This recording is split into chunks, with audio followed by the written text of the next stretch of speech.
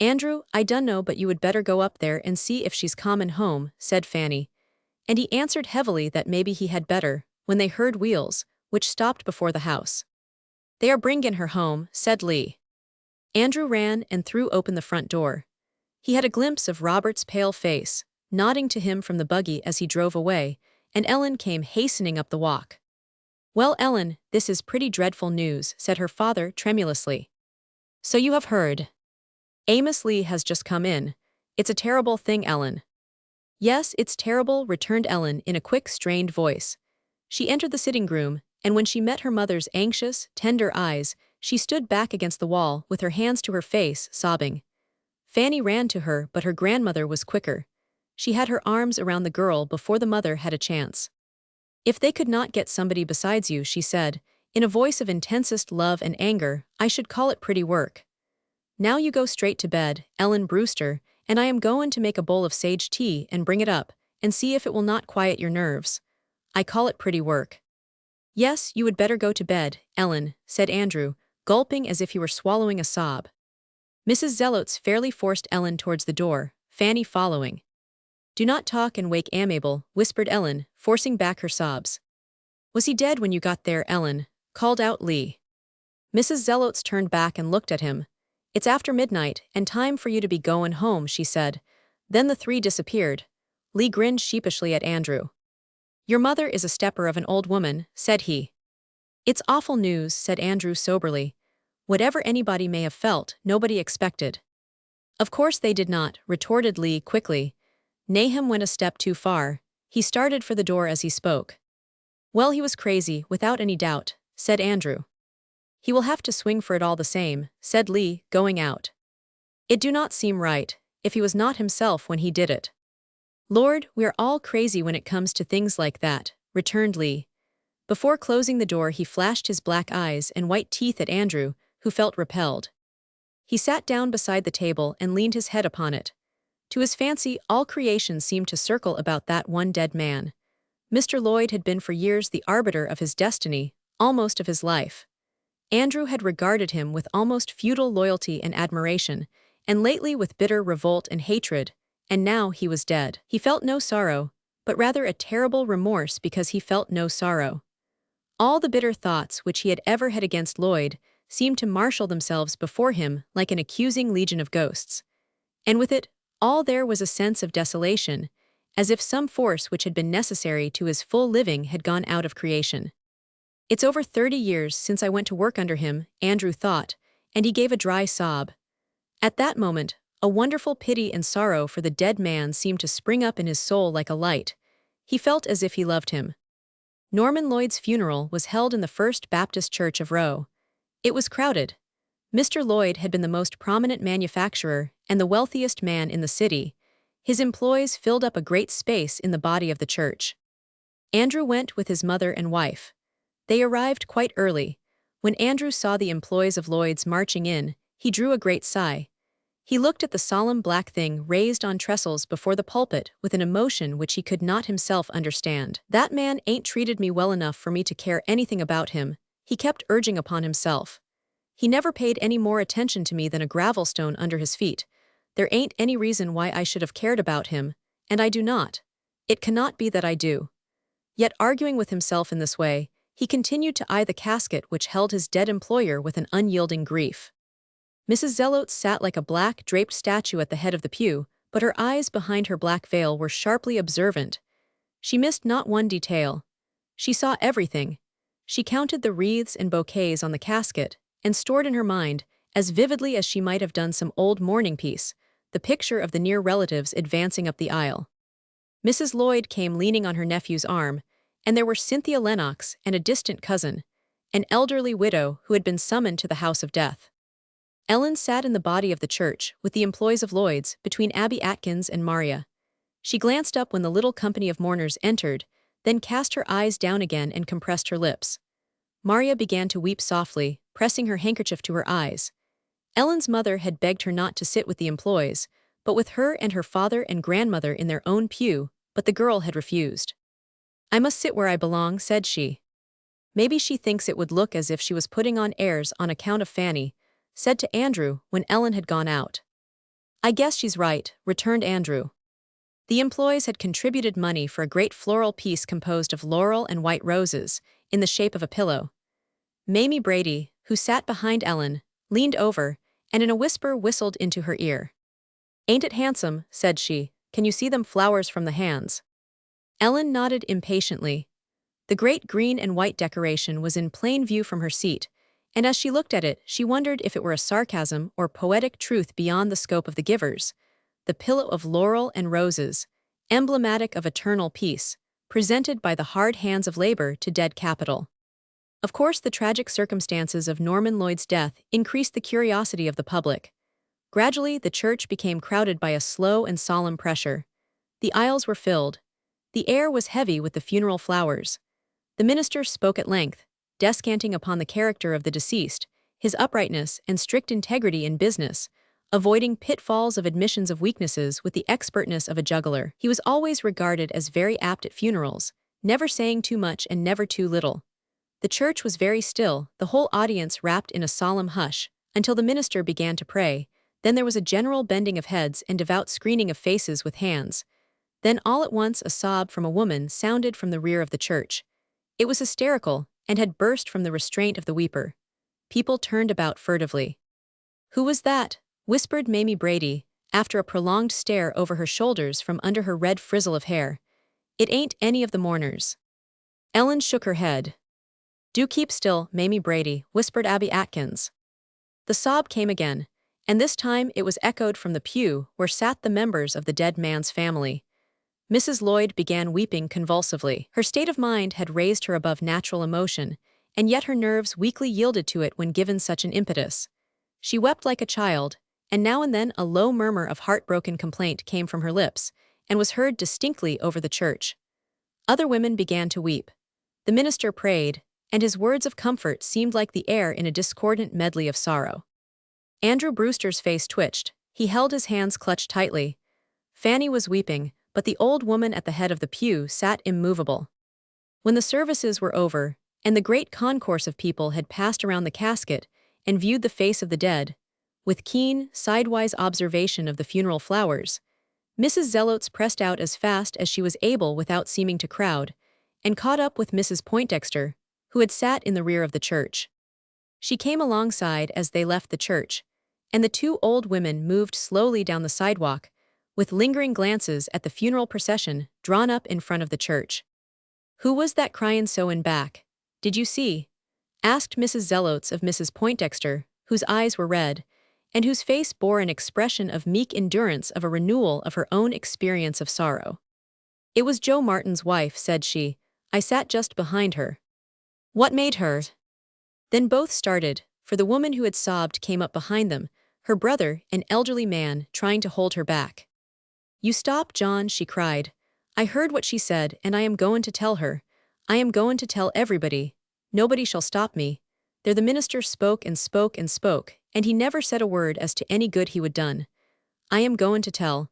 I wanted to stand right up in the church and tell everybody. He told me not to say a word about it, and I never did whilst he was livin'. But now I am goin' to stand up for the dead." The woman pulled herself loose from her brother, who stood behind her, frightened and continually thrusting out a black-gloved hand of remonstrance. People began to gather. The woman, who was quite old, had a face graven with hard lines of habitual restraint, which was now, from its utter abandon, at once pathetic and terrible. She made a motion as if she were thrusting her own self into the background. "I am goin' to speak," she said in a high voice.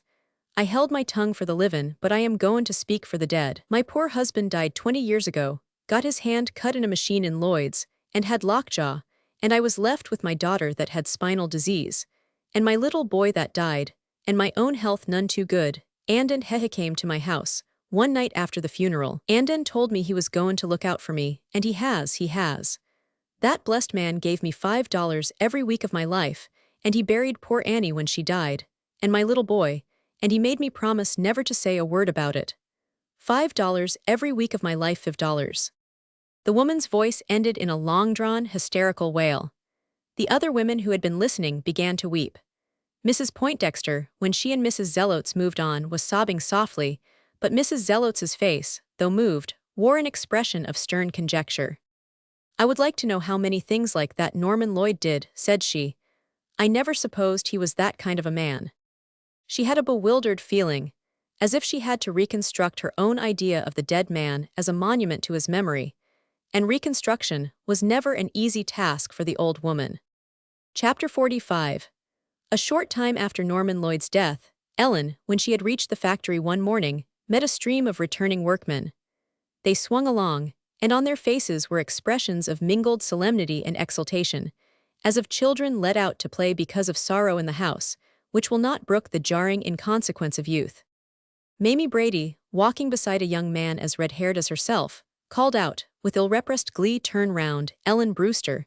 There ain't no shop today." The young man at her side, nervously meager, looked at Ellen with a humorous contortion of this thin face. Then he caught Mamie Brady by the arm and swung her into a hop-a-skip down the sidewalk. Just behind them came Granville Joy with another man. Ellen stopped. "What is it?" she said to him. "Why is the shop closed?" Granville stopped and let the stream of workmen pass him and Ellen. They stood in the midst of it, separating it, as rock will separate a current. "Mrs. Lloyd is dead," Granville replied soberly. "I heard she was very low last night," Ellen returned, in a hushed voice. Then she passed Granville, who stood a second gazing wistfully after her, before he resumed his homeward way. He told himself quite accurately that she had purposely refrained from turning, in order to avoid walking with himself. A certain resentment seized him. It seemed to him that something besides his love had been slighted. She needn't have thought I was going to make love to her going home in broad daylight with all these folks, he reflected, and he threw up his head impatiently. The man with whom he had been walking when Ellen appeared lingered for him to rejoin him. "Wonder how many shops they would shut up for you and me," said the man, with a sort of humorous bitterness. He had a broad face, seemingly fixed in an eternal mask of laughter, and yet there were hard lines in it, and a forehead of relentless judgment overhung his wide bow of mouth and his squat and wrinkled nose. "Guess not many," replied Granville, echoing the man in a way unusual to him. "And yet if it wa'n't for us they could not keep the shop running at all," said the man, whose name was Tom Peel. "That's so," said Granville, with a slight glance over his shoulder. Ellen had met the Atkins girls and had turned, and was coming back with them. It was as he had thought. "If the new boss cuts down 15%, as the talk is, what be you goin' to do?" asked Tom Peel. "I ain't goin' to stand it," replied Granville fiercely. "Ain't goin' to be swept clean by the new broom, hey?" said the man with a widened grin. "No," thundered Granville, "not by him, nor anyone like him. Damn him." Tom Peel's grin widened still further into an intense but silent laugh. Meantime Ellen was walking with Abby and Maria. "I wonder how we are going to get along with young Lloyd," said Abby. Ellen looked at her keenly. "Why," she said. "Oh, I heard the men talking the other night, after I would gone to bed. Maybe it is not true that he's thinking of cutting down the wages." "It cannot be," said Ellen. "I say so too," said Maria. "Well, I hope not," said Abby. "You cannot tell. Some chimneys always have the wind whistling in them, and I suppose it's about so with a boot and shoe shop. It do not follow that there's going to be a hurricane." They had come to the entrance of the street, where the Atkins sisters lived, and Ellen parted from them. She kept on her way quite alone. They had walked slowly, and the other operatives had either boarded cars or had gone out of sight. Ellen, when she turned, faced the northwest, out of which a stiff wind was blowing. She thrust a hand up each jacket sleeve, folding her arms, but she let the fierce wind smite her full in the face without blenching. She had a sort of delight in facing a wind like that, and her quick young blood kept her from being chilled. The sidewalk was frozen. There was no snow, and the day before there had been a thaw. One could see on this walk, hardened into temporary stability, the footprints of hundreds of the sons and daughters of labor. Read rightly, that sidewalk in the little manufacturing city was a hieroglyphic of toil, and perhaps of toil as tending to the advance of the whole world. Ellen did not think of that, for she was occupied with more personal considerations, thinking of the dead woman in the great Lloyd house. She pictured her lying dead on that same bed whereon she had seen her husband lie dead. All the ghastly concomitants of death came to her mind. They will turn off all that summer heat and leave her alone in this freezing cold, she thought. She remembered the sound of that other woman's kind voice in her ears, and she saw her face when she told her the dreadful news of her husband's death. She felt a sob rising in her throat, but forced it back. What Abby had told concerning Mrs. Lloyd's happiness in the face of death seemed to her heartbreaking, though she knew not why. That enormous, almost transcendent trust in that which was absolutely unknown seemed to engulf her. When she reached home, her mother looked at her in astonishment. She was sewing on the interminable wrappers. Andrew was paring apples for pies. "What be you home for, you sick?" asked Fanny. Andrew gazed at her in alarm. "No, I am not sick," replied Ellen shortly. "Mrs. Lloyd is dead and the factory's closed." "I heard she was very low, Mrs. Jones told me so yesterday," said Fanny in a hushed voice. Andrew began paring another apple. He was quite pale. "When is the funeral to be, did you hear?" asked Fanny. Ellen was hanging up her hat and coat in the entry. "Day after tomorrow." "Have you heard anything about the hands sending flowers?" "No." "I suppose they will," said Fanny, "as long as they sent one to him. Well, she was a good woman, and it's a mark of respect, and I ain't anything to say against it, but I cannot help feeling as if it was a tax." Chapter 46. It was some time after Mrs. Lloyd's death. Ellen had not seen Robert except as she had caught from time to time a passing glimpse of him in the factory. One night she overheard her father and mother talking about him after she had gone to bed, the sitting-room door having been left ajar. "I thought he would come and call after his aunt died," she heard Fanny say. "I have always thought he liked Ellen, and here he is now, with all that big factory and plenty of money." "Meb he will," replied Andrew, with a voice in which were conflicting emotions, pride and sadness, and a struggle for self-renunciation. "It would be a splendid thing for her," said Fanny. "It would be a splendid thing for him," returned Andrew with a flash. "Land, of course it would. You needn't be so smart, Andrew Brewster. I guess I know what Ellen is as well as you. Any man might be proud to get her. I do not care how whether he's Robert Lloyd, or who, but that do not alter what I say. It would be a splendid chance for Ellen. Only think of that great Lloyd house, and it must be full of beautiful thingstable linen, and silver, and what not. I say it would be a splendid thing for her, and she would be above want all her life. That's something to be considered when we ain't got any more than we have to leave her, and she work in the way she is." "Yes, that's so," assented Andrew, with a heavy sigh, as of one who looks upon life from under the mortification of an incubus of fate. "We would ought to think of her best good," said Fanny judiciously. "I have been thinkin' every evening lately that he would be common. I have had the fire in the parlor stove all ready to touch off, and I have kept dusted in there. I know he liked her, but meb he's like all the rest of the big bugs." "What do you mean?" asked Andrew with an inward qualm of repulsion. He always hated unspeakably to hear his wife say big bugs in that tone. Although he was far from being without humility, he was Republican to the core in his estimate of his own status in his own free country. In his heart, as long as he kept the law of God and man, he recognized no big bugs. It was one of the taints of his wife's ancestry which grated upon him from time to time. "Oh well, meb he do not want to be seen callin' on a shop girl." "Then he would better keep away, that's all," cried Andrew furiously. "Oh well, meb it ain't so," said Fanny. "He's always seemed to me like a sensible feller, and I know he's liked Ellen, and lots of girls that work in shops marry rich. Look at Annie Graves, married that factory boss over to Pemberton and has everythin'. She would worked in his factory years. Meb it ain't that." "Ellen do not act as if she minded anything about his not common," said Andrew, anxiously. "Land, no, she ain't that kind. She's too much like her grandmother, but there ain't been a night lately that she ain't done her hair over when she got home from the shop and changed her dress." "She always changes her dress, do not she?" said Andrew. "Oh yes, she always has done that. I guess she likes to get rid of the leather smell for a while, but she has put on that pretty, new, red silk waist, and I have seen her watchin', though she's never said anything." "You do not suppose," she began Andrew, in a voice of intensest anxiety and indignant tenderness. "Land, no, Ellen Brewster ain't a girl to fret herself much over any man unless she's sure he wants her, trust her. Do not you worry about that. All I mean is, I know she's had a kind of an idea that he might come." Ellen, upstairs, lay listening against her will, and felt herself burning with mortified pride and shame. She said to herself that she would never put on that red silk waist again of an evening. She would not even do her hair over. It was quite true that she had thought that Robert might come, that he might renew his offer, now that he was so differently situated, and the obstacles, on his side at least, removed.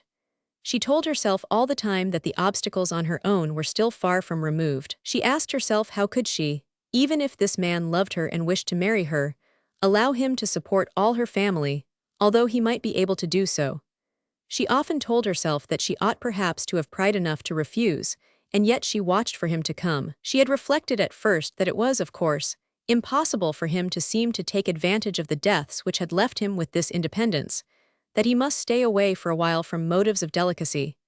But now the months were going, and she began to wonder if he never would come. Every night, when she took off the pretty red silk waist, donned in vain, and let down her fair lengths of hair, it was with a sinking of her heart, and a sense of incredulous unhappiness. Ellen had always had a sort of sanguinity of happiness, and of the petting of Providence as well as of her friends.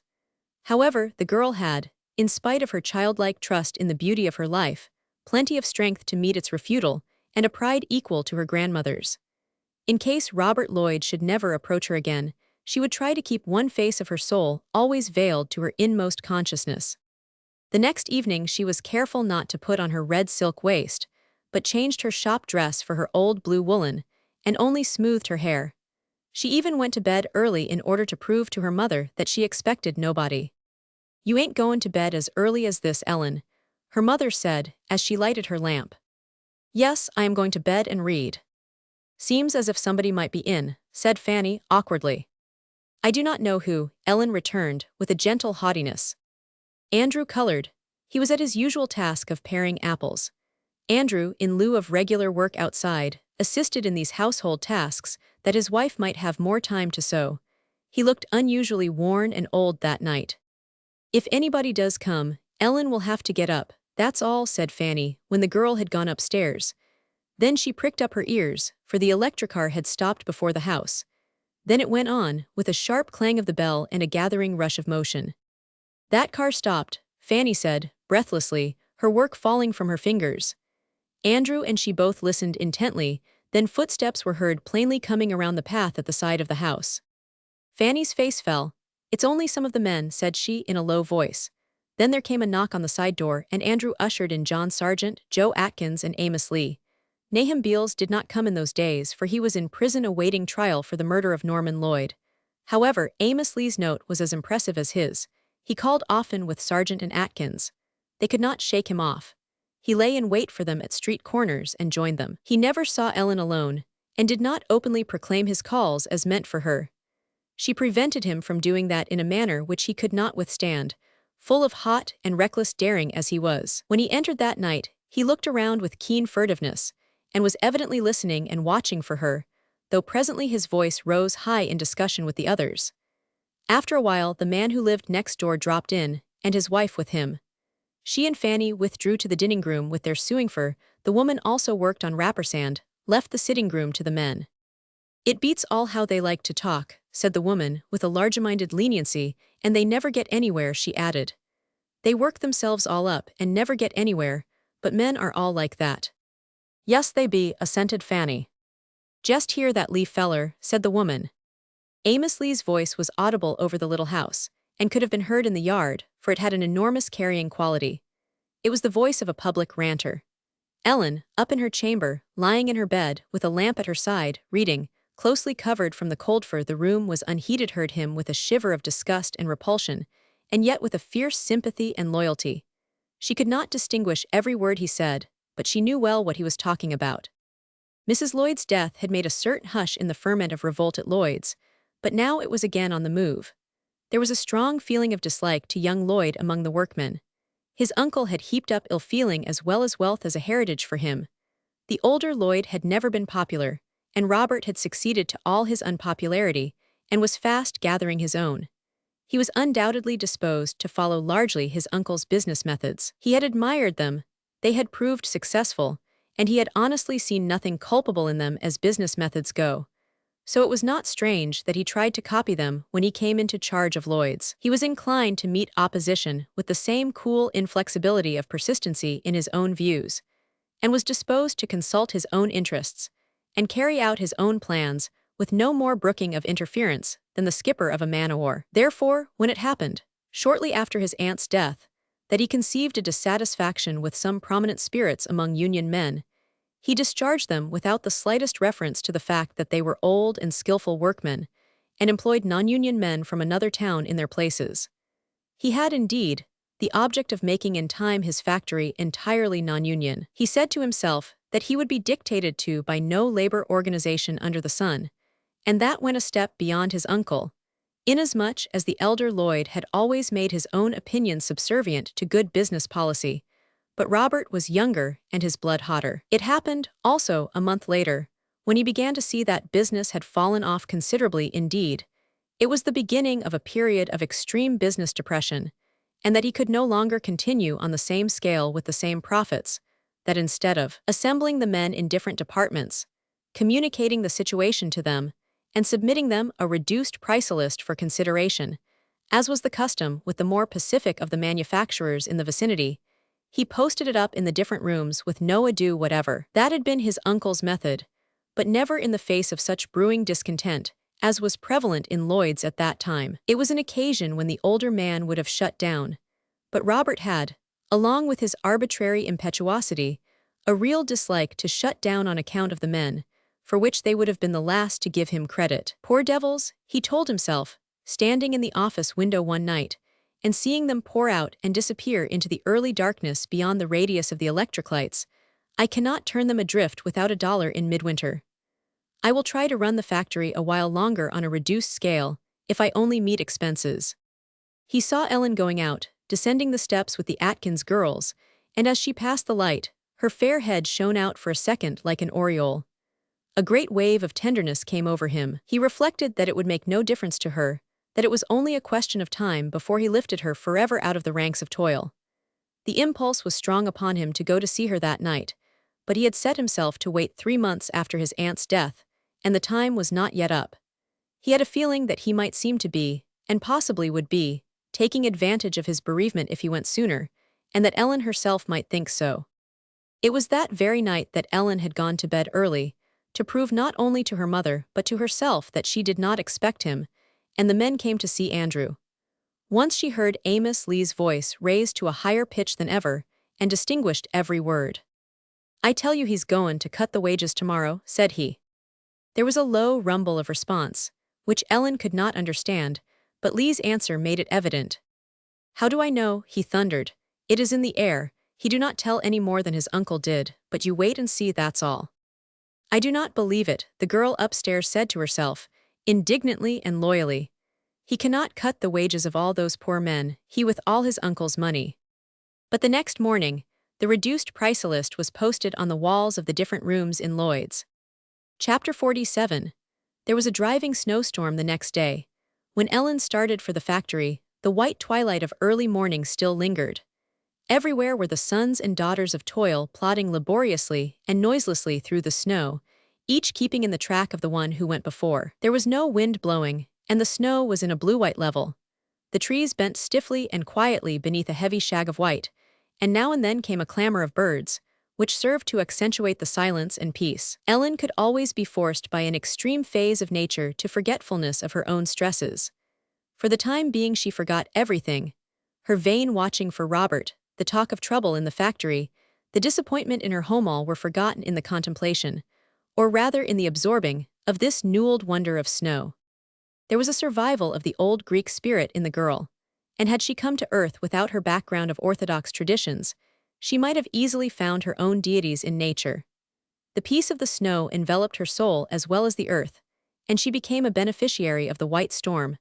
The graceful droop of the pine boughs extended to her thoughts, and the clamor of the birds aroused in her a winged freedom, so that she felt at once peace and a sort of ecstasy. She walked in the track of a stolidly plodding man before her, as different a person as if she were an inhabitant of another planet. He was digesting the soggy, sweet griddle cakes which he had eaten for breakfast, and revolving in his mind 2 errands for his wife-own, a pail of lard, the other 3 yards of black dress braid.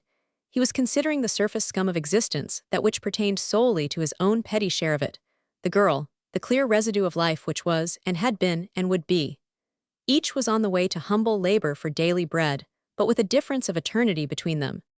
But when Ellen reached the end of the cross street where the Atkins girls lived, she heard a sound which dispelled her rapt state. Her far vision became a near one. She saw, as it were, the clouded window glass between her mortal eyes and the beyond, and the sound of a cough brought it about. Abby and Maria were coming towards her through the snow. Maria was coughing violently, and Abby was scolding her. "I do not care anything about it, Maria Atkins," Abby was saying. "You ought to be ashamed of yourself coming out such a morning as this. There is not any sense in it. You know you will catch cold, and then there will be two of you to take care of. You do not help a mite doing so, you needn't think you do." When Abby caught sight of Ellen, she hastened forward, while Maria, still coughing, trailed behind, lifting her little, heavy, snowbound feet wearily. "Ellen, I wish you would tell Maria to turn around and go home," she said.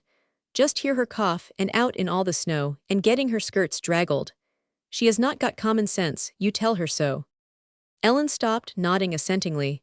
"I think she's right, Maria," she said. "You ought not to be out such a morning as this. You had better go home." Maria came up smiling, though her lips were quite white, and she controlled her cough to convulsive motions of her chest. "I am no worse than usual," said she. "I feel better than I generally do in the morning.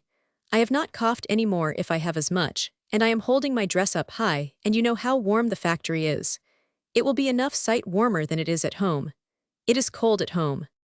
"Lloyd do not have to save coal," said Abby, bitterly, "but that do not alter the fact of your getting your skirts draggled." Maria pulled up her skirts so high that she exposed her slender ankles, then seeing that she had done so, she let them fall with a quick glance at two men behind them. "The snow will shake right off. It's light, Abby," she said. "It ain't light. I should think you might listen to Ellen, if you will not to me." Ellen pressed close to Maria and pulled her thin arm through her own. "Look here," she said, "do not you think?" Then Maria burst out with a pitiful emphasis. "I have got to go," she said. "Father had a bad spell last night, he cannot get out. He will lose his place this time, we are afraid, and there's a note coming due that father says he's paid, but the man did not give it up, and he's got to pay it over again. The lawyer says there is no other way, and we cannot let John Sargent do everything. He's got a sister out west he's about supporting since her husband died last fall. I have got to go to work. We have got to have the money, Ellen, and as for my cough, I have always coughed. It has not killed me yet, and I guess it will not yet for a while." Maria said the last with a reckless gaiety which was unusual to her. Abby trudged on ahead with indignant emphasis. "I would like to know what good it is going to do to work and earn and pay up money if everybody is going to be killed by it," she said, without turning her head. Ellen pulled up Maria's coat collar around her neck and put an extra fold of her dress skirt into her hand. "There, you can hold it up as high as that. It looks all right," said she.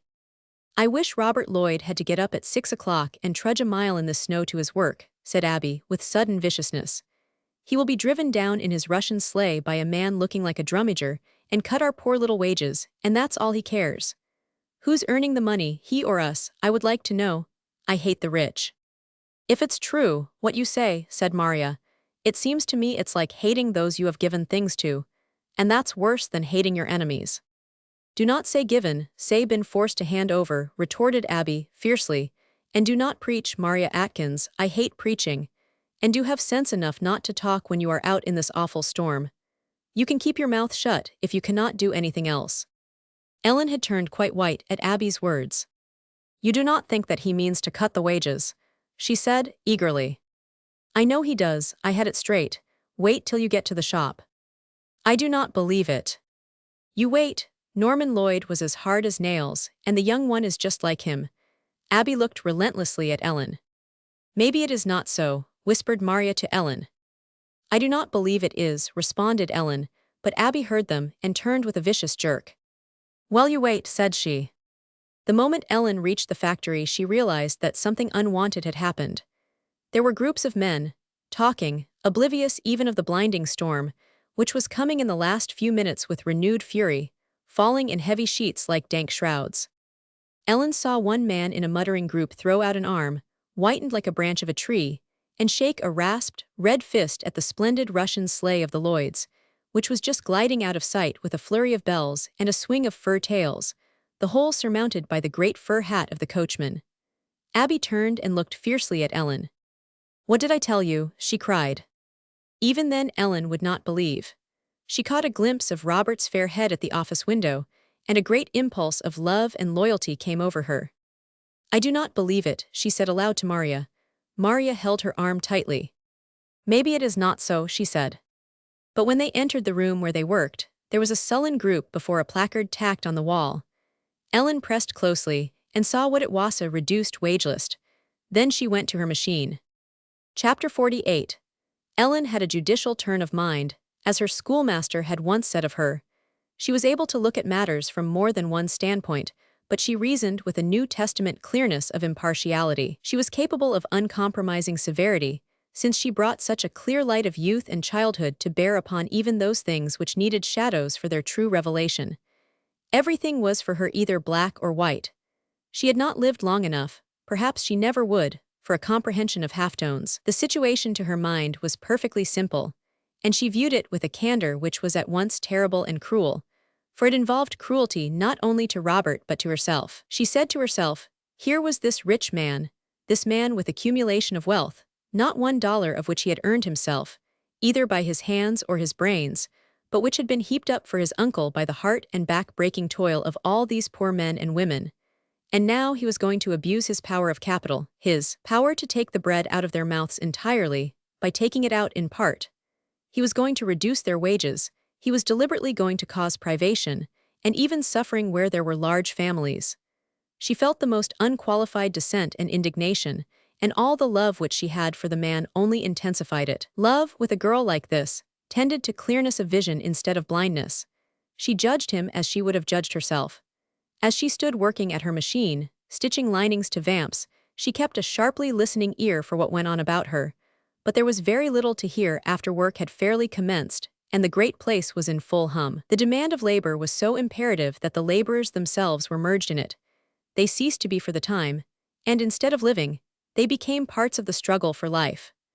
A man hustling as if the world were at stake to get his part of a shoe finished as soon as another man, so as not to clog and balk the whole system, had no time for rebellion. He was in the whirlpool which was mightier than himself and his revolt.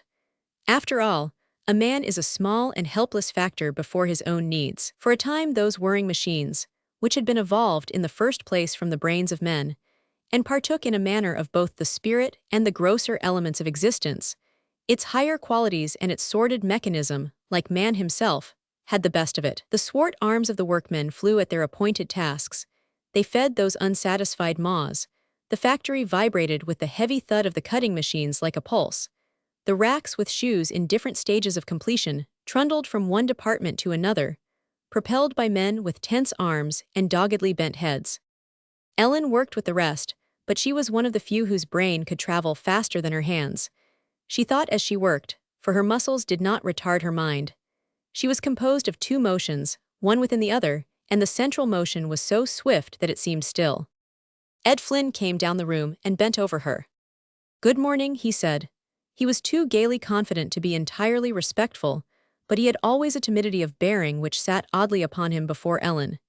He looked half boldly, half wistfully at her fair face, and challenged her with gay eyes, which had in their depths a covert seriousness. Ellen stood between Abby Atkins and Sadie Peel at her work. Sadie Peel turned on the foreman coquettishly and said, "You would better go and talk to Mamie Brady. She's got on a new blue bow on her red hair. Why do not you give her some better work than tying those old shoes? Here she's been workin' in this shop 2 years. You needn't come shinin' round Ellen and me. We do not want you." Flynn colored angrily and shot a vicious glance at the girl. "It's a pretty hard storm," he said to Ellen, as if the other girl had not spoken. "You needn't pretend you do not hear me, Ed Flynn," called out the girl.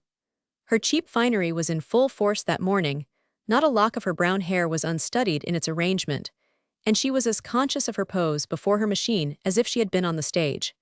She knew just how her slender waist and the graceful slope of her shoulders appeared to the foreman, and her voice, in spite of its gay rallying and audacity, was wheedling. Flynn caught hold of her shoulders, round and graceful under her flannel blouse, and shook her, half in anger, half in weakness. "You shut up, you witch," said he. Then he turned to Ellen again, and his whole manner and expression changed. "I am sorry about that new list," he said, very low in her ear. Ellen never looked at him, and did not make a motion as if she heard. "It's a hard storm," the foreman said again, almost appealingly. "Yes, it is very hard," replied Ellen, slipping another shoe under the needles. "What on earth ails you this morning, Ellen Brewster?" Sadie Peel said to her when the foreman had gone. "You look queer and act queer." "Ellen ain't in the habit of joking with Ed Flynn," said Abby Atkins, on the other side, with sarcastic emphasis. "My, do not you feel big," sneered Sadie Peel. There was always a jarring inconsequence about this girl. She was so delicately pretty and refined in appearance, her ribbons were so profuse and cheap, and her manners were so recklessly coarse. Ellen said nothing, but worked steadily. "Mame Brady's just gone on Ed Flynn, and he goes with her just enough to keep her hangin', and I do not believe he means to marry her, and I think it's mean," said Sadie Peel. "She ought to have more sense than to take any stock in him," said Abby. "She ain't the only one," said Sadie. "Nellie Stone in the office has been daft over him since she's been there, and he do not look at her. I do not see what there is about Ed Flynn, for my part." "I do not," said Abby dryly. "Well, I do not know. He's pretty good-looking," said Sadie Peel, "and he's got a sort of a way with him." All the time the girl was talking her heart was aching. The foreman had paid her some little attention, which she had taken seriously, but nobody except her father had known it, or known when he had fallen off. Sometimes Flynn, meeting the father's gaze as he passed him at his work at the cutting bench, used to waver involuntarily, though he asked himself with perfect good faith what was it all about, for he had done the girl no harm. He felt more guilty concerning Mamie Brady. Ellen worked on, with her fingers flying and her forehead tense with thought. The chatter of the girls ceased. They were too busy to keep it up. The hum of work continued. Once Ellen knew, although she did not see him, by some subtle disturbance of the atmosphere, a little commotion which was perfectly silent, that Robert Lloyd had entered the room. She knew when he passed her, and she worked more swiftly than ever. After he had gone out, there was a curiously inarticulate sound like a low growl of purely animal dissent over the room. A word of blasphemy sounded above the din of the machines. Then all went on as before until the noon whistle blew. Even then there was not so much discussion as might have been expected. Robert, since the storm was so heavy, remained in the office, and sent a boy out for a light luncheon, and the foremen were much in evidence. There was always an uncertainty about their sentiments, occupying as they did a position halfway between employer and employees. And then, too, they were not affected by the cut in wages. The sentiments of the unaffected are always a matter of suspicion to those who suffer themselves. There were grumblings carried on in a low key behind Flynn's back, but the atmosphere for the most part was one of depression. Ellen ate her luncheon with Maria and Abby. Willie Jones came up timidly when they were nearly finished, feeling his way with a remark about the storm, which was increasing. "All the cars are tied up," he said, "and the noon train is not in." He leaned, with a curious effort at concealment from them all and himself, upon the corner of the bench near Abby. Then a young man passed them, with such an air of tragedy, and such a dead-white face that they all stared after him. "What in the world ails you, Ben Simmons?" called out Sadie Peel, but he did not act as if he heard. He crossed vehemently to the other side of the room and stood at a window, looking out at the fierce white slant of the storm. "What in creation ails him?" cried Sadie Peel. "I guess I know," Willie Jones volunteered timidly. "What?" "He was going to get married, and this cut in his wages is going to put a stop to it. I heard him say so this morning." "Married who to?" asked Sadie Peel. "Floretta Vining." "My land," cried Sadie Peel. "So she did take up with him after the schoolteacher went away. I always said she would. I always knew Edward Harris would not marry her, and I always said Ben Simmons would get her if he hung on long enough. Floretta was bound to marry somebody. She was not going to wind up an old maid, and if she could not get one she would take another. I suppose Ben has got that sick sister of his to do for since her father died, and thinks he cannot get married with any less pay. Floretta will not make a very cheap wife. She's bound to have things whether or no, and Ben ain't never earned so much as some. He's awful steady, but he's slow as cold molasses, and he will not let his sister suffer for no Floretta." "That's so. I do not believe he would," said Abby. "What any man in his senses wants a doll like that for enough to look as if he was dead when he's got to put off marrying her?" "That's because you ain't a man, Abby Atkins," said Sadie Peel. "All the men think of his looks and little fine airs and graces." "It seems as if they might get along," ventured Willie Jones, "as if they might do with less for a while." Then Ellen turned to him unexpectedly. "There's no use in talking about doing with less when every single cent has to count," said she sternly. "Ben Simmons has his taxes and insurance, and a steady doctor's bill for his sister, and medicines to buy. He cannot have laid up a cent, for he's slow, though he's a good workman. You cannot do with less when you have not any more than enough. That's so, said Abby. Then she turned a tender, conciliating, indulgent gaze on the young man at her side. If I were Floretta Vining, said she, and if Ellen were, we would go without things and never know it. We would go to work, but Floretta, she's different. We went to school with Floretta Vining. Floretta Vining is dreadful fond of men, but she would not go without a yard of ribbon for one if he was dying, said Sadie Peel, conclusively. It's awful hard on Ben Simmons, and no mistake. What, said Amos Lee, coming up. Oh, what's hard on all of us? What's the use of asking? Said the girl, with a bitter coquetry. I should not think any man with horse sense would ask what's hard on us when he's seen the ornaments tacked up all over the shop this morning. That's so, said Lee, with a glance over his shoulder. Flynn was at the other end of the room. Granville, Joy, Dixon, and one or two other men were sauntering up. For a second the little group looked at one another. What are you going to do? Asked Ellen in a low voice, which had an intonation that caused the others to start.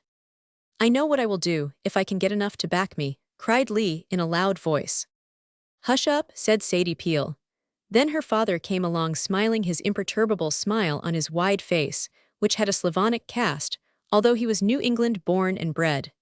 He looked from one to the other without saying a word. We are deciding whether to strike or not, father, said Sadie, in a flippant manner. She raised a hand and adjusted a stray lock of hair as she spoke, then she straightened her ribbon stock. Her father said nothing, but his face assumed a stolidity of expression. I know what I will do, proclaimed Amos Lee again. Hush up, cried Sadie Peel again with a giggle. Here's Ed Flynn. And the foreman came sauntering up as the 1 o'clock whistle blew, and the workers sprang to their posts of work. Chapter 49. The snow increased all day. When the 6 o'clock whistle blew, and the workmen streamed out of the factories, it was a wild waste of winter and storm. The wind had come up, and the light snow arose in the distance like white dancers of death, spinning furiously over the level, then settling into long, grave-like ridges.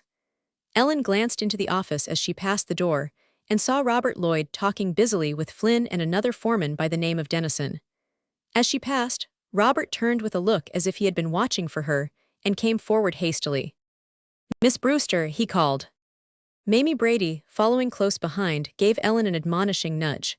Boss wants to see you, she whispered loudly. Ellen stopped and Robert came up. Please step in here a moment, Miss Brewster, he said, and colored a little. Granville Joy, who was following Ellen, looked keenly at him. Someone sniggered aloud, and a girl said quite audibly, my land. Ellen followed Robert into the office, and he bent over her, speaking rapidly in a low voice. You must not walk home in the snow, he said, and the cars are not running. You must let me take you. My sleigh is at the door. Ellen turned white. Somehow this protecting care for herself, in the face of all which she had been considering that day, gave her a tremendous shock. She felt at once touched and more indignant than she had ever been in her whole life. She had been half believing that Robert was neglecting her, that he had forgotten her. All day she had been judging his action of cutting the wages of the workmen from her unswerving, childlike, unshadowed point of view, and now this little evidence of humanity towards her, in the face of what she considered wholesale inhumanity towards others, made her at once severe to him and to herself, and she forced back sternly the leap of pleasure and happiness which this thought of her awakened. No, thank you, she said, shortly. I am much obliged, but I would rather walk. But you cannot, in this storm, pleaded Robert, in a low voice. Yes, I can, it is no worse for me than for others. There is Maria Atkins, she has been coughing all day. I will take her too. Ellen, you cannot walk, you must let me take you. I am much obliged, but I would rather not, replied Ellen in an icy tone. She looked quite hard in his face. Robert looked at her perplexed. But it is drifting, he said. It is no worse for me than for the others. Ellen turned to go. Her attitude of rebuff was unmistakable. Robert colored. Very well, I will not urge you, he said coldly. Then he returned to his desk and Ellen went out. She caught up with Maria Atkins, who was struggling painfully through the drifts, leaning on Abby's arm, and slipped a hand under her thin shoulder. I expect nothing but she will get her death out in the storm, grumbled Abby. What did he want, Ellen? Nothing in particular, replied Ellen. Uppermost in her mind at that moment was the charge of cruelty against Robert for not taking her hint as to Maria. He can ask me to ride because he has amused himself with me, But as for taking this poor girl, whom he does not love, when it may mean life or death to her, he did not think seriously of doing that for a moment, she thought. Maria was coughing, although she strove hard to smother the coughs. Granville Joy, who was plodding ahead, turned and waited until they came up. "You had better let me carry you, Maria," he said jocularly, but his honest eyes were full of concern. He is enough sight kinder than Robert Lloyd, thought Ellen. He has a better heart. And then the splendid Lloyd sleigh came up behind them and stopped, tilting to a drift. Robert, in his fur-lined coat, sprang out and went up to Maria. "Please let me take you home," he said kindly. "You have a cold, and this storm is too severe for you to be out. Please let me take you home." Maria looked at him, fairly gasping with astonishment. She tried to speak, but a cough choked her. "You had better go if Mr. Lloyd will take you," Abby said decisively. "Thank you, Mr. Lloyd. She is not fit to be out." She urged her sister towards the sleigh, and Robert assisted her into the fur-lined nest. "I can sit with the driver," said Robert to Abby, "if you will come with your sister." "No, thank you," replied Abby. "I am able to walk, but I will be much obliged if you will take Maria home." Robert sprang in beside Maria, and the sleigh slid out of sight. "I never," said Abby. Ellen said nothing but plodded on, her eyes fixed on the snowy track. "I am glad she had a chance to ride," said Granville Joy in a tentative voice. He looked uneasily at Ellen. "It beats the Dutch," said Abby. She also regarded Ellen with sympathy and perplexity. When they reached the street where she lived, up which the sleigh had disappeared, she let Granville go on ahead, and she spoke to Ellen in a low tone. "Why did not he ask you?" she said. "He did," replied Ellen. "In the office?" "Yes." "And you would not?" "No." "Why not?" "I do not care to accept favors from a man who oppresses all my friends." "He was good to take in Maria," said Abby in a perplexed voice. "His uncle would never have thought of it." Ellen made no reply. She stood still in the drifting snow, with her mouth shut hard. "You feel as if this cutting wages was a pretty hard thing," said Abby. "Yes, I do." "Well, so do one. I wonder what they will do about it. I do not know how the men feel. Somehow, folks cannot seem to think or plan much in a storm like this. There's the sleigh coming back." "Good night," Ellen said, hurriedly, and trudged on as fast as she was able in order not to have the Lloyd sleigh pass her. It had to turn after reaching the end of the street. Ellen caught up with Granville Joy. Robert, glancing over the waving fringe of fur tails, saw disappearing in the pale gleam of the electric light the two dim figures veiled by the drifting snow. He thought to himself, with a sharp pain, that perhaps, after all, Granville Joy was the reason for her rebuff. It never occurred to him that his action in cutting the wages could have anything to do with it. Ellen went along with Granville, who was anxious to offer her his arm but did not quite dare. He kept thrusting out an elbow in her direction, and an inarticulate invitation died in his throat. Finally, when they reached an unusually high drift of snow, he plucked up sufficient courage. "Take my arm, will not you?" he said with a pitiful attempt at ease, then stared as if he had been shot at Ellen's reply. "No, thank you," she said. "I think it is easier to walk alone in snow like this." "Maybe it is," assented Granville dejectedly. He walked on, scuffling as hard as he could to make a path for Ellen with the patient faithfulness of a dog. "What are you going to do about the cut in wages?" Ellen asked presently. Granville started. The sudden transition from personalities to generalities confused him. "What?" he said. Ellen repeated her question. "I do not know," said Granville. "I do not think the boys have made up their minds. I do not know what they will do. They have been weeding out union men. I suppose the union would have something to say about it otherwise. I do not know what we will do." "I should not think there would be very much doubt as to what to do," said Ellen. Granville stared at her over his shoulder in a perplexed, admiring fashion. "You mean?" he asked. "I should not think there would be any doubt." "Well, I do not know. It is a pretty serious thing to get out of work in midwinter for a good many of us, and as long as the union is not in control, other men can come in." "I do not know." "I know," said Ellen. "You mean?" "I mean that I do not think it right, that it is unjust, and I believe in resisting injustice." "Men have resisted injustice ever since the creation," said Granville in a bitter voice. "Well, resistance can continue as long as life lasts," returned Ellen.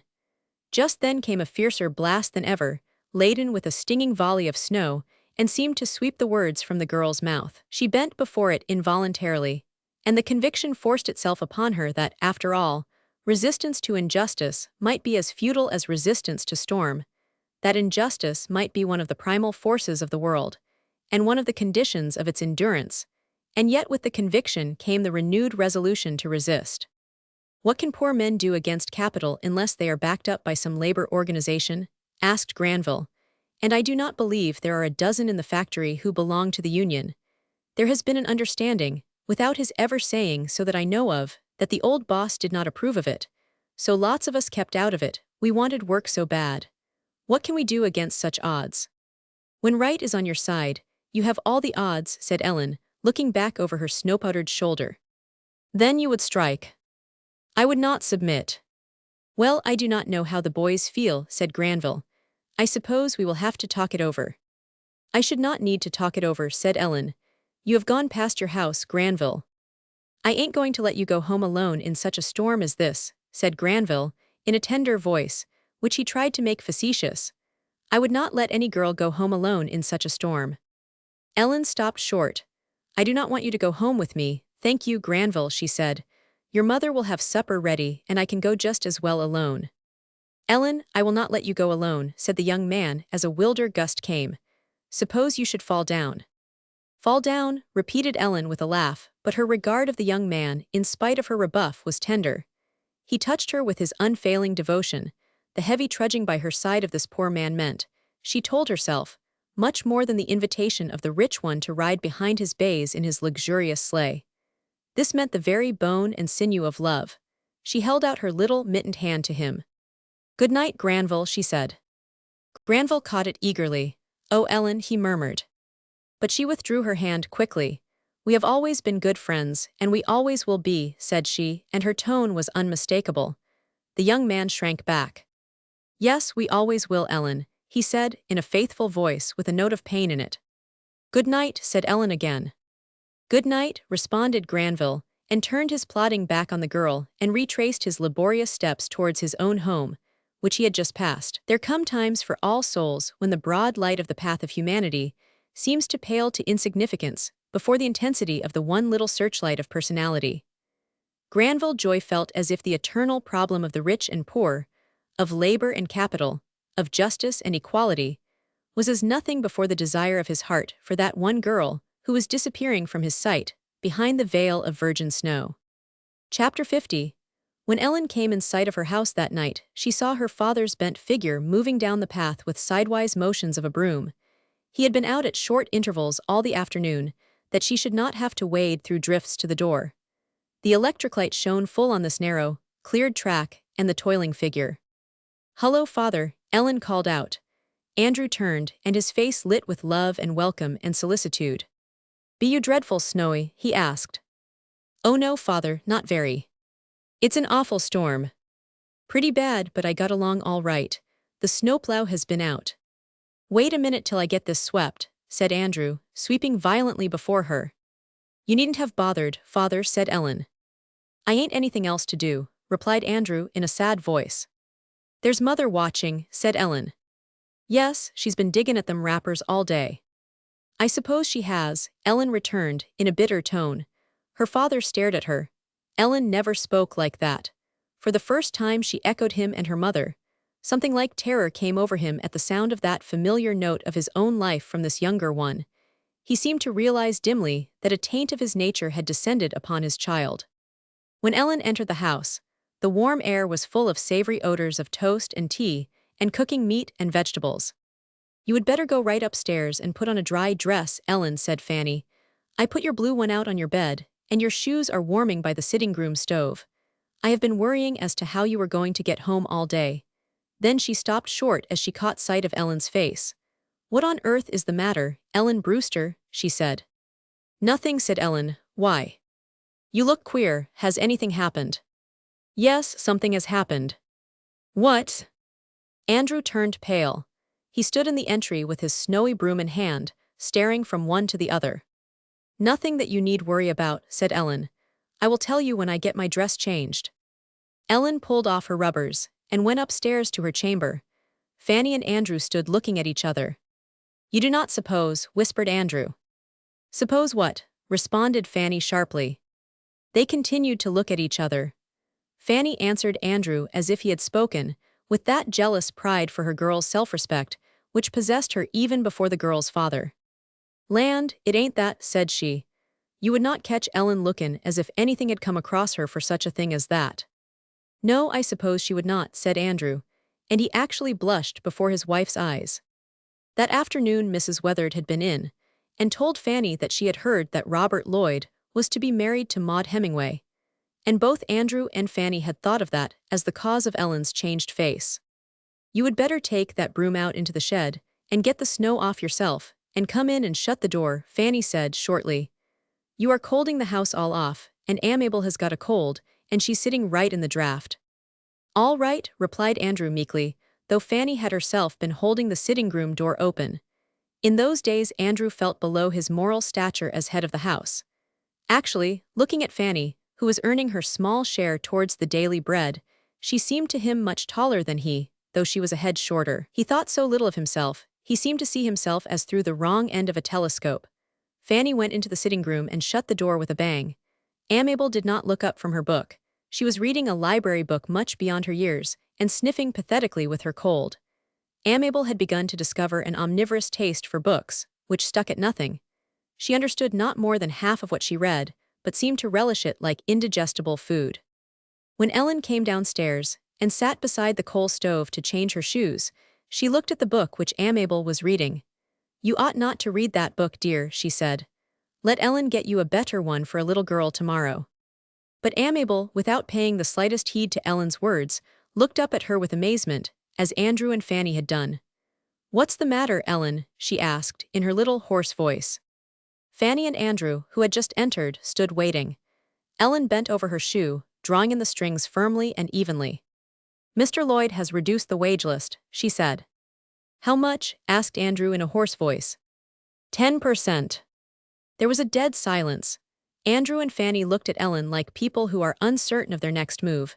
Amabel stared from one to the other with her weak, watery eyes. Ellen continued to lace her shoes. What do you think about it, Ellen? Asked Andrew, almost timidly.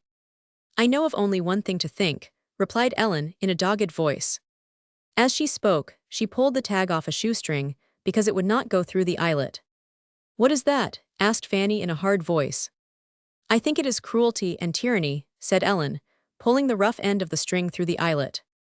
I suppose the times are pretty hard, ventured Andrew, but Ellen cut him short. Robert Lloyd has $500,000, which has been accumulated by the labor of poor men in prosperous times, said she, with her childlike severity and pitilessness. There is no question about the matter. Then Fanny flung all self-interest to the wind, and was at her daughter's side like a whirlwind. The fact that the two were of one blood was never so strongly evident. Red spots glowed in the elder woman's cheeks and her black eyes blazed. Ellen's right, said she, she's right. For a man worth $500,000 to cut down the wages of poor, hard-working folks in midwinter is cruelty. I do not care who does it. Yes, it is, said Ellen. Fanny opened her mouth to tell Ellen of the rumor concerning Robert's engagement to Maud Hemingway, then she refrained, for some reason which she could not analyze. In her heart, she did not believe the report to be true, and considered the telling of it a slight to Ellen, but it influenced her in her indignation against Robert for the wage-cutting. What are they going to do? Asked Andrew. I do not know, replied Ellen. Did young Lloyd talk to the men? No, notices were tacked up all over the shop. That was the way his uncle would have done, said Andrew, in a curious voice of bitterness and respect. So you do not know what they are going to do, said Fanny. No. Well, I know what I would do, said Fanny. I never would give in if I starved never. Chapter 51. When Ellen started for the factory, the next morning the storm had not ceased. The roads were very heavy, although the snowplow had been out at intervals all night, and there was a struggling line of shoveling men along the car track, but the cars were still unable to penetrate the drifts. When Ellen passed her grandmother's house, the old woman tapped sharply on the window and motioned her back frantically with one bony hand. The window was frozen to the sill with the snow, and she could not raise it. Ellen shook her head, smiling. Her grandmother continued to wave her back, the lines of forbidding anxiety in her old face as strongly marked as an etching in the window frame. This love, which had at once coerced and fondled the girl since her birth, was very precious to her. This protection, which she was forced to repel, smote her like a pain. Poor old grandmother, she thought. There she will worry about me all day because I have gone out in the storm. She turned back and waved her hand and nodded laughingly, but the old woman continued that anxiously imperative backward motion until Ellen was out of sight. Ellen walked in the car track, as did everybody else, that being better cleared than the rest of the road. She was astonished that she heard nothing of the cut in wages from the men. There seemed to be no excitement at all. They merely trudged heavily along, their whitening bodies bent before the storm. There was an unusual doggedness about this march to the factory this morning, but that was all. Ellen returned the muttered greeting of several and walked along in silence with the rest. Even when Abby Atkins joined her, there was little said. Ellen asked for Maria, and Abby replied that she had taken more cold yesterday and could not speak aloud, then relapsed into silence, making her way through the snow with a sort of taciturn endurance. Ellen looked at the struggling procession of which she was a part, all slanting with the slant of the storm, and a fancy seized her that rebellion and resistance were hopeless, that those parallel lines of yielding to the onslaughts of fate were as inevitable as life itself, one of its conditions. Men could not help walking that way when the bitter storm wind was blowing. They could not help living that way when fate was in array against their progress. Then, thinking so, a mightier spirit of revolt than she had ever known awoke within her. She, as she walked, straightened herself. She leaned not one whit before the drive of the storm. She advanced with no yielding in her brave face looking ahead through the white blur of snow with a confidence which was almost exultation. "What do you think the men will do?" she said to Abby when they came in sight of Lloyd's, shaggy with fringes and wreaths and overhanging shelvings of snow, roaring with machinery, with the steady stream of labor pouring in the door. "Do," repeated Abby almost listlessly. "Do about what?" "About the cut in wages." Abby turned on her with sudden fire. "Oh my God, what can they do, Ellen Brewster?" she demanded. "Have not they got to live? Has not Lloyd got it all his own way? How are men to live in weather like this without work? Bread without butter is better than none at all, and life at any cost is better than death for them you love. What can they do?" "It seems to me there is only one thing to do," replied Ellen. Abby stared at her wonderingly. "You do not mean," she said, as they climbed up the stairs. "I mean I would do anything, at whatever cost to myself, to defeat injustice," said Ellen in a loud, clear voice. Several men turned and looked back at her and laughed bitterly. "It's easy talking," said one to another. "That's so," returned the other. The people all settled to their work as usual. One of the foremen, Dennison, who was anxious to curry favor with his employer, reported to him in an undertone in the office that everything was quiet. Robert nodded easily. He had not anticipated anything else.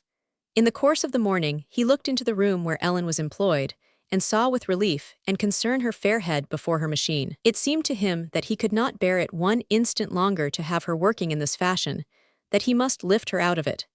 He still tingled with his rebuff of the night before, but he had never loved her so well, for the idea that the cut in wages affected her relation to him never occurred to him. As he walked through the room, none of the workers seemed to notice him, but worked with renewed energy. He might have been invisible for all the attention he seemed to excite. He looked with covert tenderness at the back of Ellen's head, and passed on. He reflected that he had adopted the measure of wage cutting with no difficulty whatever. All it needs is a little firmness, he thought, with a boyish complacency in his own methods. Now I can keep on with the factory, and no turning the poor people adrift in midwinter. At noon Robert put on his fur-lined coat and left the factory, springing into the sleigh, which had drawn up before the door with a flurry of bells. He had an errand in the next town that afternoon, and was not going to return. When the sleigh had slid swiftly out of sight through the storm, which was lightening a little, the people in the office turned to one another with a curious expression of liberty, but even then little was said. Nellie Stone was at the desk eating her luncheon. Ed Flynn and Dennison and one of the Lasters, who had looked in and then stepped in when he saw Lloyd was gone, were there. The Laster, who was young and coarsely handsome, had an admiration for the pretty girl at the desk. Presently she addressed him, with her mouth full of apple pie. "Say, George, what are you fellows going to do?" she asked. Dennison glanced keenly from one to the other. Flynn shrugged his shoulders and looked out of the window. "Looks as if it was clearing up," he remarked. What are you going to do? Asked Nellie Stone again, with a coquettish flirt of her blonde fluff of hair. Grin and bear it, I suppose, replied the young laster, with an adoring look at her. My land, grin and bear a cut of 10%. Well, I do not think you have got much spunk, I must say. Why do not you strike? Who's going to feed us? Replied the laster in a tender voice. Feed you? Oh, you do not want much to eat. Join the union. It's ridiculous so few of the men in Lloyd's belong to it, anyway, and then the union will feed you, will not it? The union did not do what it promised in the Scarborough strike, interposed Dennison, curtly. Oh, we all know where you are, Frank Dennison, said the girl, with a soft roll of her blue eyes. Besides, it's easy to talk when you are not hit. Your wages are not cut. But here is George May here, he's in a different box. He's got nobody dependent on him, anyway, said Flynn. If I was not going to get married, I would strike, cried the young man, with a fervent glance at the girl. She colored, half pleased, half angry, and the other men chuckled. She took another bite of pie to conceal her confusion. She preferred Flynn to the laster, and while she was not averse to proving to the former the triumph of her charms over another man, did not like too much concessions. You would better go and eat your dinner, George May, she said, in her sweet, shrill voice. First thing you know the whistle will blow. Here's yours, Ed. With that she pulled out a leather bag from under the desk, where she had volunteered to place it for warmth and safety against the coil of steam pipes. I do not believe your coffee is very cold, Ed, said she. The laster glared from one to the other jealously. Dennison went towards a shelf where he had stored away his luncheon, when he stopped suddenly and listened, as did the others. There came a great uproar of applause from the next room beyond. Then it subsided, and a girl's clear, loud voice was heard. What is going on? Cried Nellie Stone. She jumped up and ran to the door, still eating her pie, and the men followed her. At the end of one of the workrooms, backed against a snowy window, clung about with shreds of the driving storm, stood Ellen Brewster with some other girls around her, and a few men on the outskirts, and a steady, curious movement of all the other workmen towards her, as of iron filings towards a magnet, and she was talking. Her voice was quite audible all over the great room. It was low-pitched, but had a wonderful carrying quality, and there was something marvelous in its absolute confidence. If you men will do nothing, and say nothing, it is time for a girl to say and act, she proclaimed. I did not dream for a minute that you would yield to this cut in wages. Why should you have your wages cut? The times are pretty hard, said a doubtful voice among her auditors. What if the times are hard? What is that to you? Have you made them hard? It is the great capitalists who have made them hard by shifting the wealth too much to one side. They are the ones who should suffer, not you. What have you done, except come here morning after morning in cold or heat, rain or shine, and work with all your strength?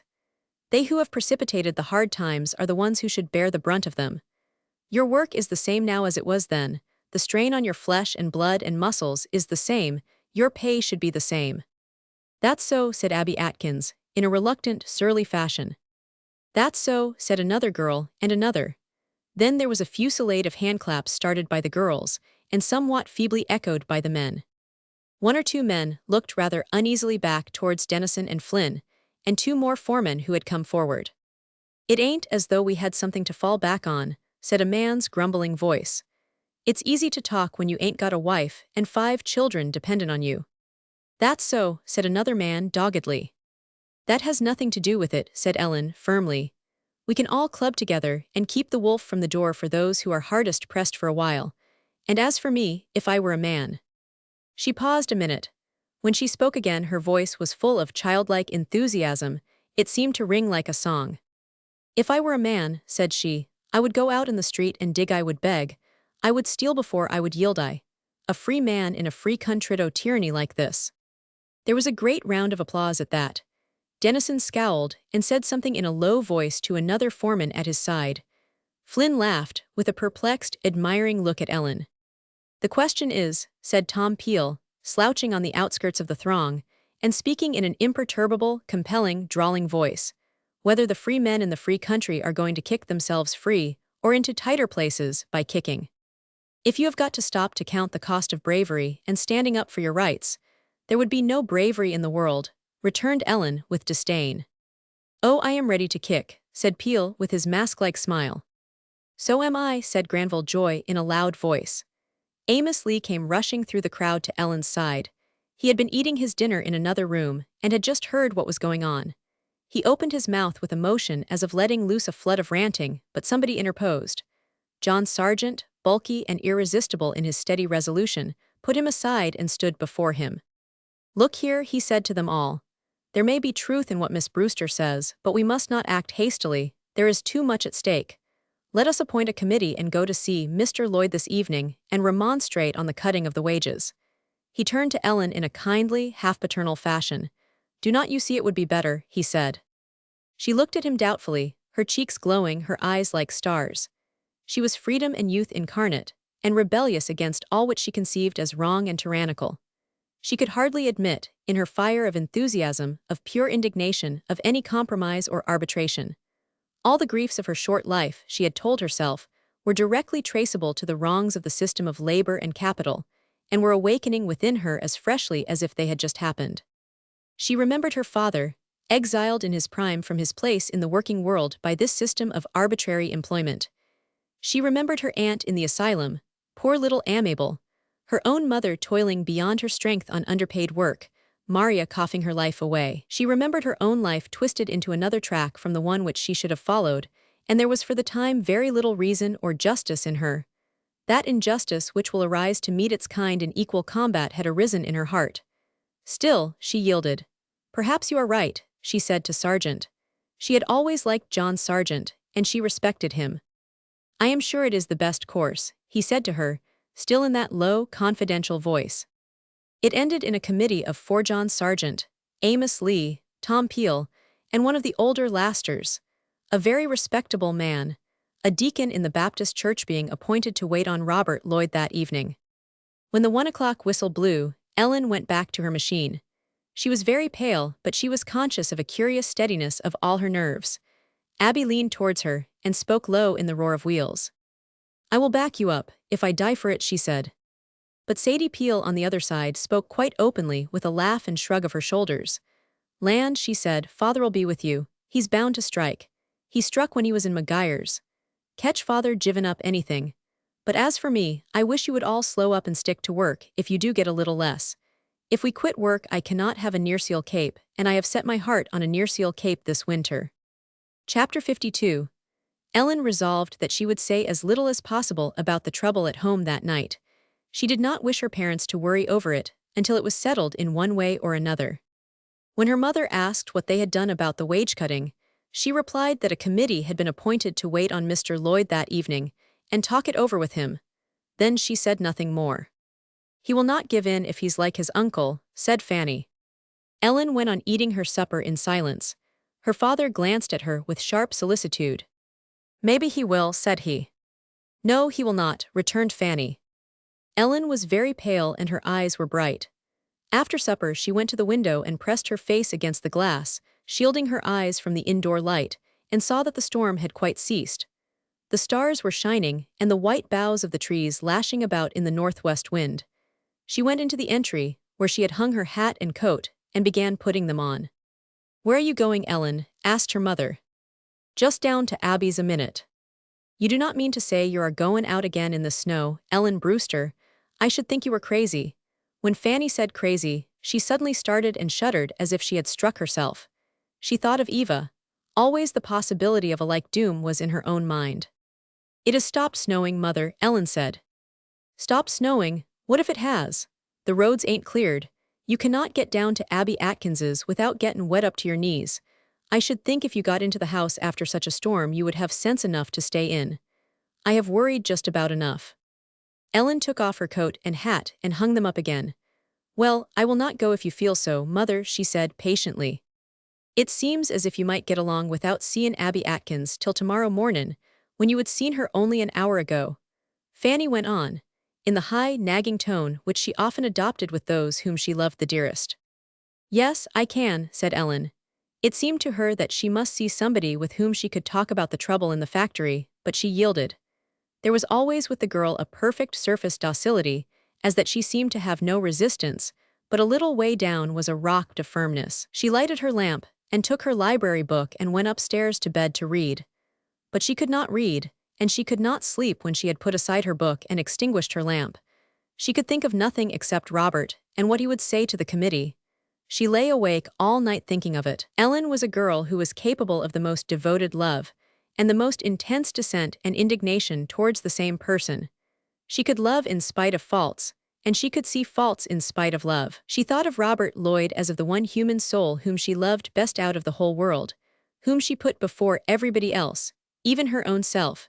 And she also thought of him with a wrath which was pitiless and uncompromising, and which seemed to tear her own heart to pieces, for one cannot be wroth with love, without a setback of torture.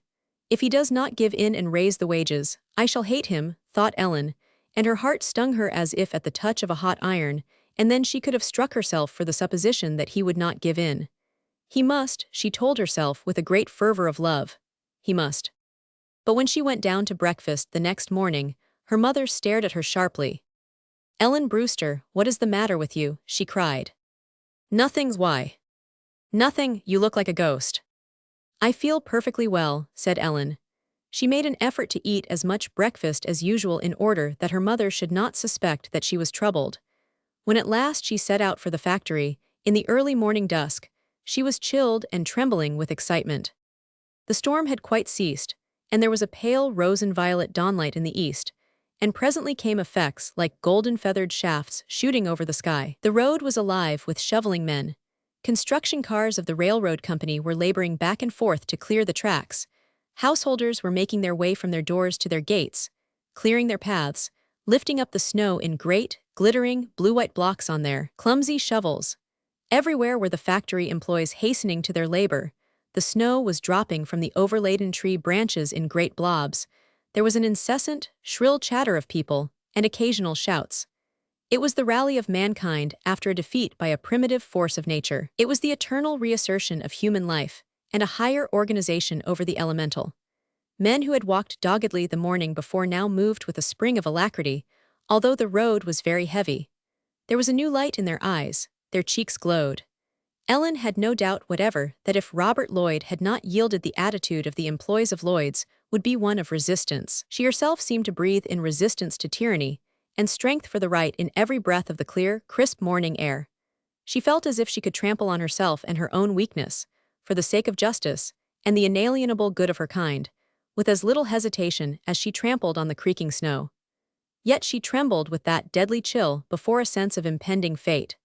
When she returned the salutations of her friends, on the road she felt that her lips were stiff. "You look dreadful queer, Ellen," Abby Atkins said anxiously when she joined her. Maria also was out that morning. "Have you heard what they are going to do?" Ellen asked, in a sort of breathless fashion. "You mean about the wage cutting? Do not look so, Ellen." Maria pressed close to Ellen, and slid her thin arm through hers. "Yes," said Ellen. "What did John Sargent say when he got home last night?" Abby hesitated a second, looking doubtfully at Ellen. "I do not see that there is any need for you to take all this so much to heart," she said. "What did he say?" "Well," Abby replied, reluctantly, "I believe Mr. Lloyd would not give in." "Ellen Brewster, for heaven's sake, do not look so." Ellen walked on, her head high, her face as white as death. Maria clung closely to her, her own lips quivering. "What are the men going to do, do you think?" asked Ellen presently in a low voice. "I do not know," replied Abby. "John Sargent seems to think they will give in. He says he does not know what else they can do. The times are hard. I believe Amos Lee and Tom Peel are for striking, but he says he does not believe the men will support them.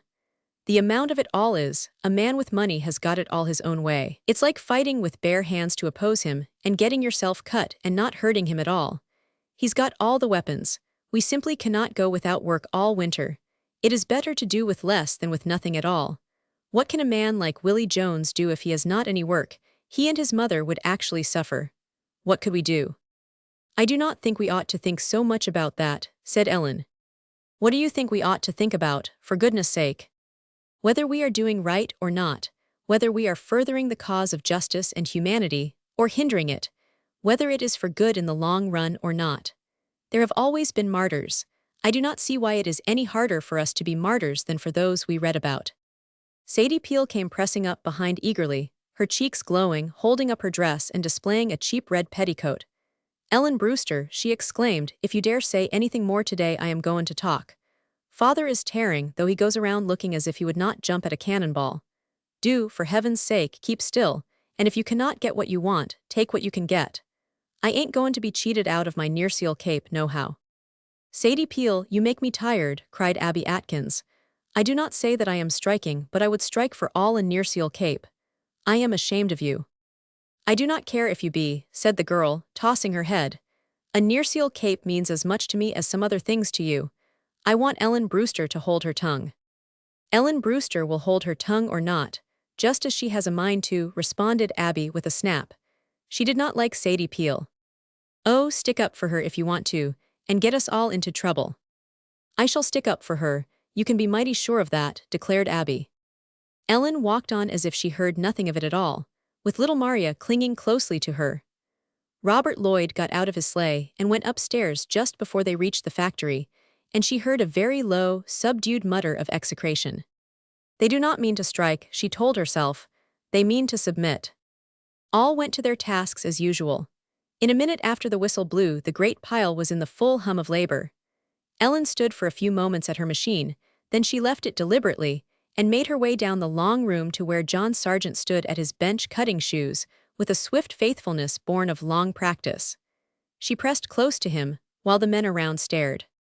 What is going to be done? She asked in a low voice. Sargent turned and looked at her in a troubled fashion, and spoke in a pacific, soothing tone, as her father might have done. He was much older than Ellen. Now look here, child, he said. I do not dare take the responsibility of urging all these men into starvation this kind of weather. The times are hard. Lloyd has some reason. Ellen walked away from him swiftly, and went to the row of lasting machines where Amos Lee and Tom Peel stood. She walked up to them and spoke in a loud, clear voice. You are not going to give in, said she. You do not mean to give in. Lee turned and gave her one stare, and left his machine. Not another stitch of work will I do under this new wage list, so help me God, he proclaimed. Tom Peel stood for a second like an automaton, staring at them both. Then he turned back to his post. I am with ye, he said. The lasters, for some occult reason, were always the most turbulent element in Lloyd's. In less than 3 minutes, the enthusiasm of revolt had spread, and every laster had left his machine. In a half-hour more, there was an exodus of workmen from Lloyd's. There were very few left in the factory.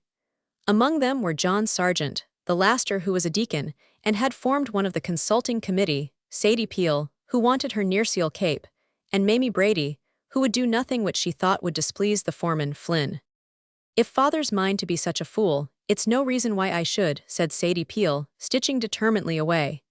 Mamie Brady looked at Flynn when he came up to her with a gentle, wheedling smile.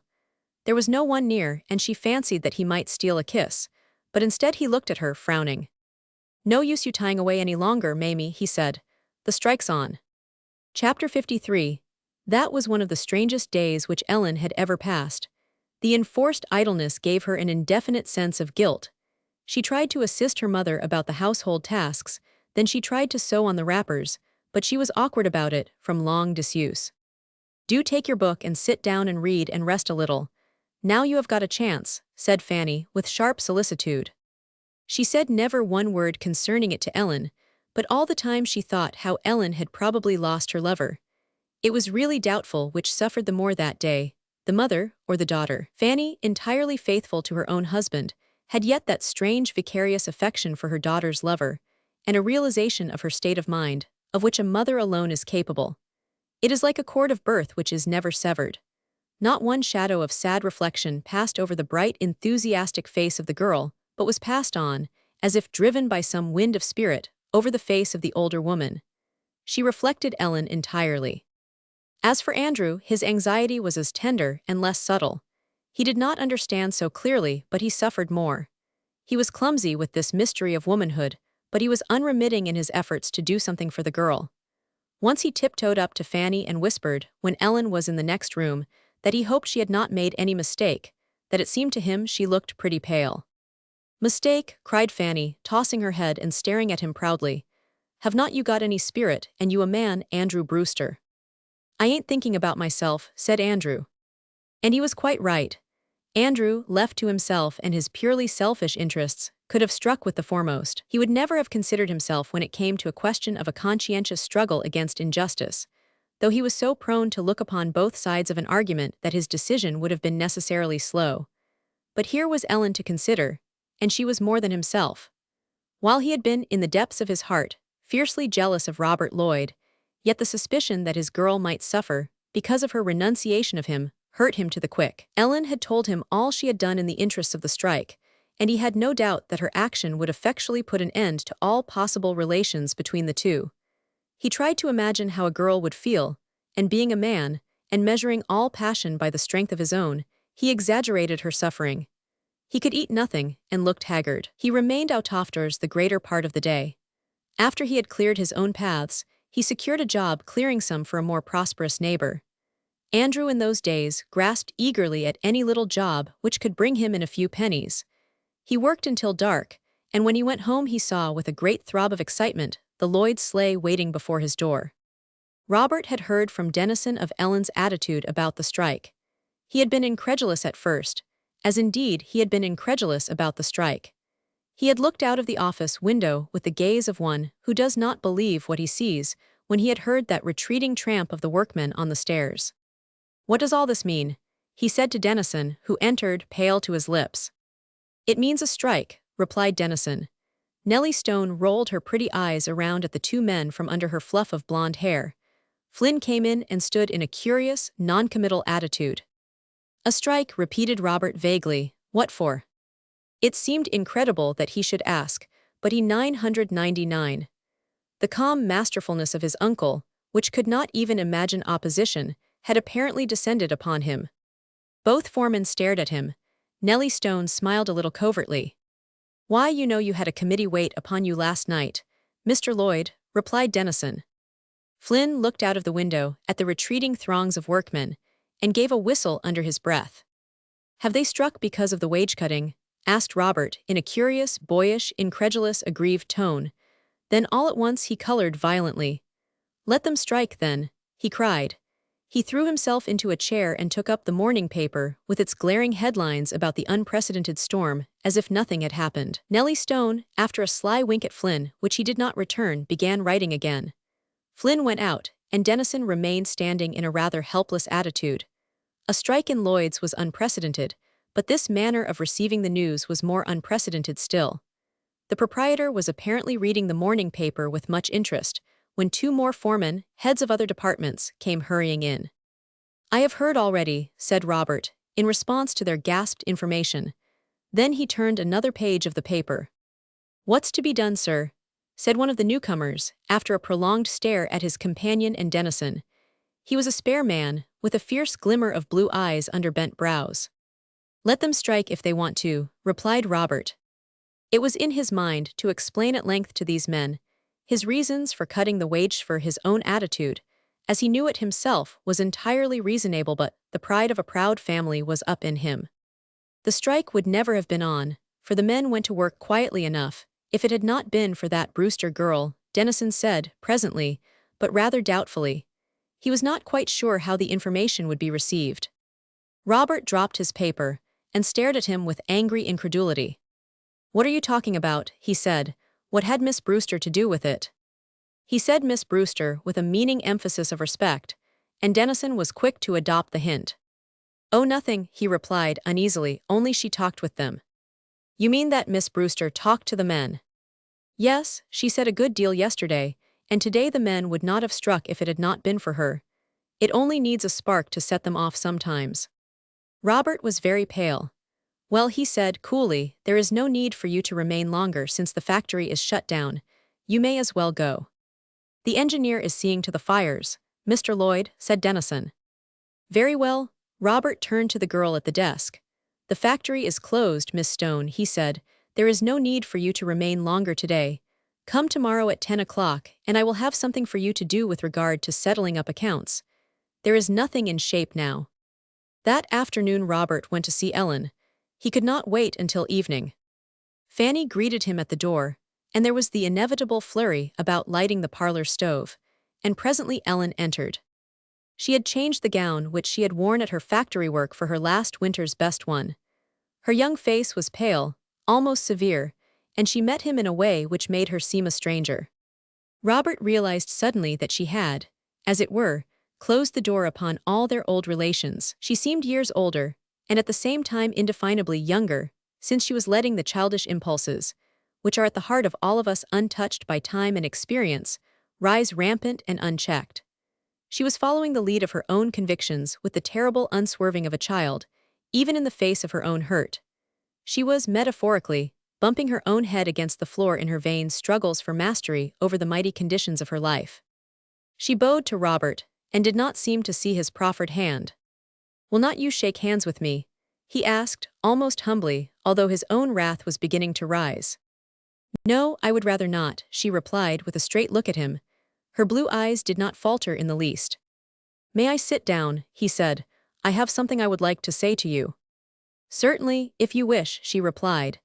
Then she seated herself on the sofa, with Robert opposite in the crushed plush easy-chair. The room was still very cold, and the breath could be seen at the lips of each in white clouds. Robert had on his coat, but Ellen had nothing over her blue gown. It was on Robert's tongue to ask if she were not cold, then he refrained. The issues at stake seemed to make the question frivolous to offensiveness. He felt that any approach to tenderness when Ellen was in her present mood would invoke an indignation for which he could scarcely blame her, that he must try to meet her on equal fighting ground. Ellen sat before him, her little cold hands tightly folded in her lap, her mouth set hard, her steady fire of blue eyes on his face, waiting for him to speak. Robert felt a decided awkwardness about beginning to talk. Suddenly it occurred to him to wonder what there was to say. It amounted to this: they were in their two different positions, their 2 points of view would either leave for any argument of the other. Then he wondered if he could, in the face of a girl who wore an expression like that, stoop to make an argument, for the utter blindness and deafness of her very soul to any explanation of his position was too evident in her face. "I called to tell you, if you will permit me, how much I regret the unfortunate state of affairs at the factory," Robert said, and the girl's eyes met his as with a flash of flame. "Why did you not prevent it, then?" asked she. Ellen had all the fire of her family but a steadiness of manner which never deserted her. She was never violent. "I could not prevent it," replied Robert in a low voice. Ellen said nothing. "You mistake my position," said Robert. It was in his mind then to lay the matter fully before her, as he had disdained to do before the committee, but her next words deterred him. "I understand your position very fully," said she. Robert bowed. "There is only one way of looking at it," said Ellen, in her inexpressibly sweet, almost fanatical voice. She tossed her head, and the fluff of fair hair over her temples caught a beam of afternoon sunlight. "She is only a child," thought Robert, looking at her. He rose and crossed over to the sofa, and sat down beside her with a masterful impatience. "Look here, Ellen," he said, leaving all general issues for their own personal ones, "you are not going to let this come between us." Ellen sat stiff and straight, and made no reply. "All this can make very little difference to you," Robert urged. "You know how I feel. That is, it can make very little difference to you if you still feel as you 999. You must know that I have only been waiting, that I am eager and impatient to lift you out of it all." Ellen faced him. "Do you think I would be lifted out of it now?" she said. "Why, but Ellen, you cannot." "Yes, I can, you do not know me." "Ellen, you are under a total misapprehension of my position." "No, I am not. I apprehend it perfectly." "Ellen, you cannot let this separate us." Ellen looked straight ahead in silence. "You at least owe it to me to tell me if, irrespective of this, your feelings have changed," Robert said, in a low voice. Ellen said nothing. "You may have come to prefer someone else," said Robert. "I prefer no one before my own, before all these poor people who are a part of my life," Ellen cried out, suddenly, her face flaming. "Then why do you refuse to let me act for their final good? You must know what it means to have them thrown out of work in midwinter. You know the factory will remain closed for the present on account of the strike." "I did not doubt it," said Ellen, in a hard voice. All the bitter thoughts to which she would not give utterance were in her voice. "I cannot continue to run the factory at the present rate and meet expenses," said Robert. "In fact, I have been steadily losing for the last month." He had, after all, descended to explanation. "It amounts to my either reducing the wage list or closing the factory altogether," he continued. "For my own good I ought to close the factory altogether, but I thought I would give the men a chance." Robert thought by saying that he must have finally settled matters. It did not enter his head that she would really think it advisable for him to continue losing money. The pure childishness of her attitude was something really beyond the comprehension of a man of business, who had come into hard business theories, along with his uncle's dollars. "What if you do lose money?" said Ellen. Robert stared at her. "I beg your pardon," said he. "What if you do lose money?" "A man cannot conduct business on such principles," replied Robert. "There would soon be no business to conduct. You do not understand." "Yes, I do understand fully," replied Ellen. Robert looked at her, at the clear, rosy curve of her young cheek, the toss of yellow hair above a forehead as candid as a baby's, at her little, delicate figure, and all at once such a rage of masculine insistence over all this obstinacy of reasoning was upon him that it was all he could do to keep himself from seizing her in his arms and forcing her to a view of his own horizon. He felt himself drawn up in opposition to an opponent at once too delicate, too unreasoning, and too beloved to encounter. It seemed as if the absurdity of it would drive him mad, and yet he was held to it. He tried to give a desperate wrench aside from the main point of the situation. He leaned over Ellen, so closely that his lips touched her hair. "Ellen, let us leave all this," he pleaded. "Let me talk to you. I had to wait a little while. I knew you would understand that, but let me talk to you now." Ellen sat as rigid as marble. "I wish to talk of nothing besides the matter at hand, Mr. Lloyd," said she. "That is too close to my heart for any personal consideration to come between." Chapter 54. When Robert went home in the winter twilight, he was more miserable than he had ever been in his life. He felt as if he had been assaulting a beautiful alabaster wall of unreason. He felt as if that which he could shatter at a blow had yet held him in defiance. The idea of this girl, of whom he had thought as his future wife, deliberately setting herself against him, galled him inexpressibly, and in spite of himself he could not quite free his mind of jealousy. On his way home he stopped at Lyman Risley's office and found to his great satisfaction that he was alone, writing at his desk. Even his stenographer had gone home. He turned around when Robert entered and looked at him with his quizzical, yet kindly, smile. "Well, how are you, boy?" he said. Robert dropped into the first chair and sat therein, haunched up as in a lapse of despair and weariness. "What is the matter?" asked Risley. "You have heard about the trouble in the factory." For answer, Risley held up a night's paper with glaring headlines. "Yes, of course it is in the papers," assented Robert wearily. Risley stared at him in a lazily puzzled fashion. "Well," he said, "what is it all about? Why are you so broken up about it?" Risley laid considerable emphasis on the you. "Yes," cried Robert in a sudden stress of indignation. "You look at it like all the rest. Why are all the laborers to be petted and coddled, and the capitalists held up to execration? Good Lord, is not there any pity for the rich man without his drop of water, in the Bible or out? Are all creation born with blinders on, and can they only see before their noses?" "What are you talking about, Robert?" said Risley, laughing a little. "I say, why should all the sympathy go to the workmen who are acting like the pig-headed idiots they are, and none for the head of the factory, who has the sharp-edged, red-hot brunt of it all to bear? You would not look at it that way if you were one of the poor men just out on strike such weather as this," said Risley, dryly. He glanced as he spoke at the window, which was beginning to be thickly furred with frost in spite of the heat of the office. Robert followed his gaze, and noted the spreading fairy jungle of crystalline trees and flowers on the broad field of glass. "Do you think that is the worst thing in the world to bear?" he demanded, angrily. "What, cold and hunger not only for yourself, but for those you love?" "Yes." "Well, I think it is pretty bad," replied Risley. "Well, suppose you had to bear that, at least for those you loved," said the young man lamely.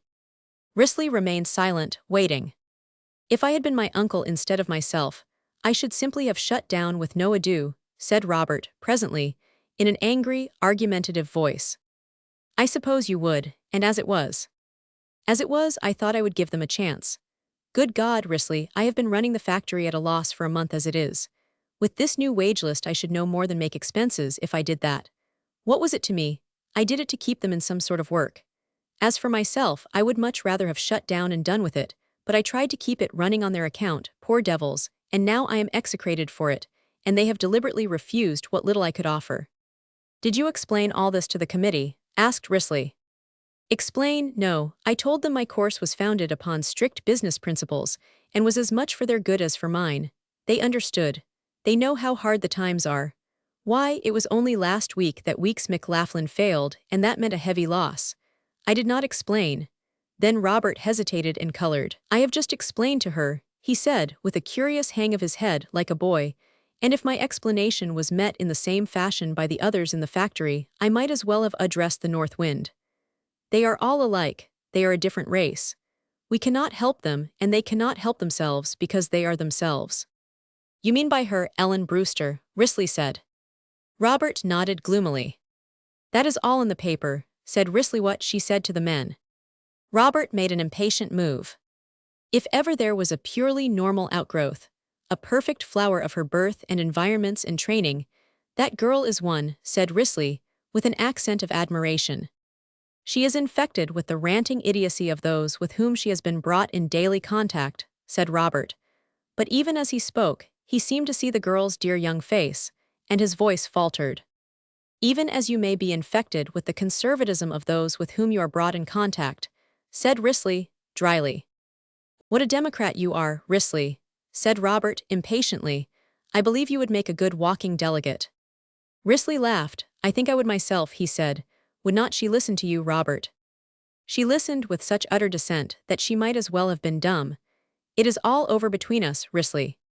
How precipitate you are, you young folks, said the other good-humoredly.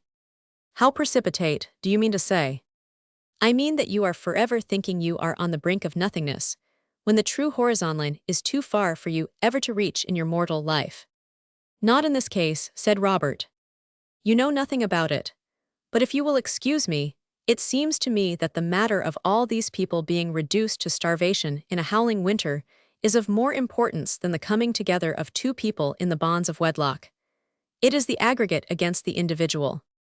I do not deny that, said Robert doggedly, but I am not responsible for the starvation, and the aggregate have brought it on themselves. You have shut down finally. Yes, I have. I would rather shut down than not as far as I am concerned.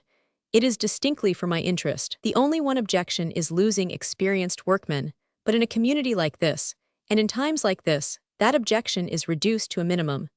I can hire all I want in the spring if I wish to open again. I should run a risk of losing on every order I should have to fill in the next 3 months, even with the reduced list. I would rather shut down than not. I only reduce the wages for them. Robert rose as he spoke. He felt in his heart that he had gotten scant sympathy and comfort. The older man looked with pity at the young fellow's handsome, gloomy face. There's one thing to remember, he said. What? All the troubles of this world are born with wings. Risley laughed as he spoke in his half-cynical fashion. As Robert walked homeward, there was no car. Dew felt completely desolate. It seemed to him that everybody was in league against him. When he reached his uncle's splendid house and entered, he felt such an isolation from his kind, in the midst of his wealth, that something like an actual terror of solitude came over him. The impecunious cousin of his aunt's who had come to her during her last illness acted as his housekeeper. There was something inexpressibly irritating about this woman, who had suffered so much, and was now nestling, with a sense of triumph over the passing of her griefs, in a luxurious home. She asked Robert if it were true that the factory was closed, and he felt that she noted his gloomy face, and realized a greater extent of comfort from her own exemption from such questions. Business must be a great care, said she, and a look of utter peaceful reflection upon her own lot overspread her face. After supper Robert went down to his Aunt Cynthia's. He had not been there for a long time. The minute he entered, she started up with an eagerness which had been completely foreign to her of late years. What is the matter, Robert? She asked softly. She took both his hands as she spoke, and her look in his face was full of delicate caressing. Robert succumbed at once to this feminine solicitude, of which he had had lately so little. He felt as if he had relapsed into childhood. A sense of injury which was exquisite, as it brought along with it a sense of his demand upon love and sympathy, seized him. I am worried beyond endurance, Aunt Cynthia, said he. About the strike, I have read the night papers. Yes, I tried to do what was right, even at a sacrifice to myself, and Cynthia had read about Ellen, but she was a woman, and she said nothing as to that. I tried to do what was right, Robert said, fairly broken down again. Cynthia had seated herself, and Robert had taken a low footstool at her side. It came over him as he did so that it had been a favorite seat of his when a child. As for Cynthia, influenced by the appealing to the vulnerable place of her nature, she put her slim hands on her nephew's head and actually seemed to feel his baby curls. "Poor boy," she whispered. Robert put both his arms around her and hid his face on her shoulder, for love is a comforter, in whatever guise. Chapter 55. On the day after the strike, Ellen went to Maguire's and to Briggs's, the two other factories in Row, to see if she could obtain a position, but she was not successful. Maguire had discharged some of his employees, reducing his force to its smallest possible limits, since he had fewer orders, and was trying in that way to avert the necessity of a cut in wages and a strike or shutdown. Maguire's was essentially a union factory, as was Briggs's.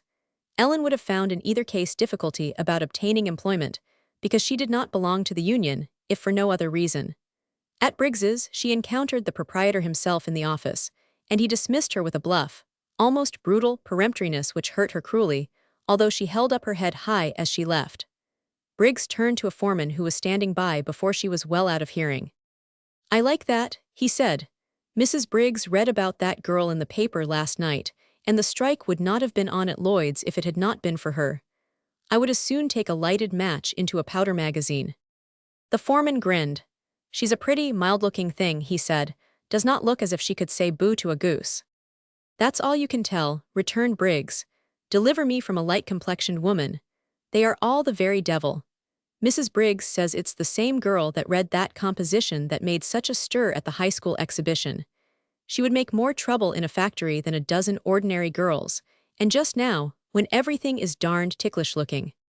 "That's so," assented the foreman, "and all the more because she's good-looking." "I do not know what you call good-looking," returned Briggs. He had 2 daughters, built upon the same heavy lines as himself and wife, and he adored them. Insensibly, he regarded all more delicate feminine beauty as a disparagement of theirs. As Briggs spoke, the foreman seemed to see in the air before his eyes the faces of the 2 Briggs girls, large and massive, and dull of hue, the feminine counterpart of their fathers. "Well, maybe you are right," said he, evasively. "I suppose some might call her good-looking." As he spoke, he glanced out of the window at Ellen's retreating figure, moving away over the snowpath with an almost dancing motion of youth and courage, though she was sorely hurt. The girl had scarcely ever had a hard word said to her in her whole life, for she had been in her humble place a petted darling. She had plenty of courage to bear the hard words now, but they cut deeply into her unseasoned heart. Ellen went on past the factories to the main street of Row. She had no idea of giving up her efforts to obtain employment. She said to herself that she must have work. She thought of the stores, that possibly she might obtain a chance to serve as a salesgirl in one of them. She actually began at the end of the long street, and worked her way through it, with her useless inquiries, facing proprietors and superintendents, but with no success. There was not a vacancy in more than 1 or 2, and there they wished only experienced hands. She found out that her factory record told against her. The moment she admitted that she had worked in a factory, the cold shoulder was turned. The position of a shopgirl was so far below that of a saleslady that the effect upon the superintendent was almost as if he had met an unworthy aspirant to a throne. He would smile insultingly and incredulously, even as he regarded her. "You would find that our goods are too fine to handle after leather. Have you tried all the shops?" At last Ellen gave that up and started homeward. She paused once as she came opposite an intelligence office. There was one course yet open to her, but from that she shrank, not on her own account, but she dared not, knowing what would be the sufferings of her relatives should she do solely for a position as a servant. As for herself, strained as she was to her height of youthful enthusiasm for a great cause, as she judged it to be, clamping her feet to the topmost round of her ladder of difficulty, she would have essayed any honest labor with no hesitation whatever. But she thought of her father and mother and grandmother, and went on past the intelligence office. When she came to her old schoolteacher's Miss Mitchell's house, she paused and hesitated a moment, then she went up the little path between the snowbanks to the front door and rang the bell. The door was opened before the echoes had died away. Miss Mitchell had seen her coming and hastened to open it. Miss Mitchell had not been teaching school for some years, having retired on a small competency of her savings. Her mortgage was paid, and there was enough for herself and her mother to live upon, with infinite care as to details of expenditure. Every postage stamp and carfare had its important part in the schoolteacher's system of economy, but she was quite happy, and her large face wore an expression of perfect peace and placidity. She was a woman who was not tortured by any strong, ungratified desires. Her allotment of the gifts of the gods quite satisfied her. When Ellen entered the rather stuffy sitting room for, Miss Mitchell and her mother were jealous of any breath of cold air after the scanty fire was kindled. It was like entering into a stratum of peace. It seemed quite removed from the turmoil of her own life. The schoolteacher's old mother sat in her rocker close to the stove, stouter than ever, filling up her chair with those wandering curves and vague outlines which only the overfleshy human form can assume. She looked as indefinite as a quivering jelly until one reached her face. That wore a fixedness of amiability which accentuated the whole like a high light. She had not seen Ellen for a long time, and she greeted her with delight. "Bless your heart," said she, in her sweet, throaty, husky voice. "Go and get her some of them cookies, Fanny, do." The old woman's faculties were not in the least impaired, although she was very old, neither had her hands lost their cunning, for she still retained her skill in cookery, and prepared the simple meals for herself and daughter, seated in a high chair at the kitchen table to roll out pastry or the famous little cookies which Ellen remembered along with her childhood. There was something about these cookies which Miss Mitchell presently brought to her in a pretty china plate, with a little, fine-fringed napkin, which was like a morsel of solace to the girl. With the first sweet crumble of the cake on her plate, she wished to cry. Sometimes the rush of old, kindly, tender associations will overcome one who is quite equal to the strain of present emergency. But she did not cry. She ate her cookies, and confided to Miss Mitchell and her mother her desire to obtain a position elsewhere, since her factory work had failed her. It had occurred to her that possibly Miss Mitchell, who was on the school board, might know of a vacancy in a primary school for the coming spring term, and that she might obtain it. "I think I know enough to teach a primary school," Ellen said. "Of course you do, bless your heart," said old Mrs. Mitchell. "She knows enough to teach any kind of a school, do not she, Fanny? You get her a school, dear, right away." But Miss Mitchell knew of no probable vacancy, since one young woman who had expected to be married had postponed her marriage on account of the strike in Lloyd's, and the consequent throwing out of employment of her sweetheart. Then, also, Miss Mitchell owned with hesitation, in response to Ellen's insistent question, that she supposed that the fact that she had worked in a shop might in any case interfere with her obtaining a position in a school. "There is no sense in it, dear child, I know," she said, "but it might be so." "Yes, I suppose so," replied Ellen, bitterly. "They would all say that a shop girl had no right to try to teach school.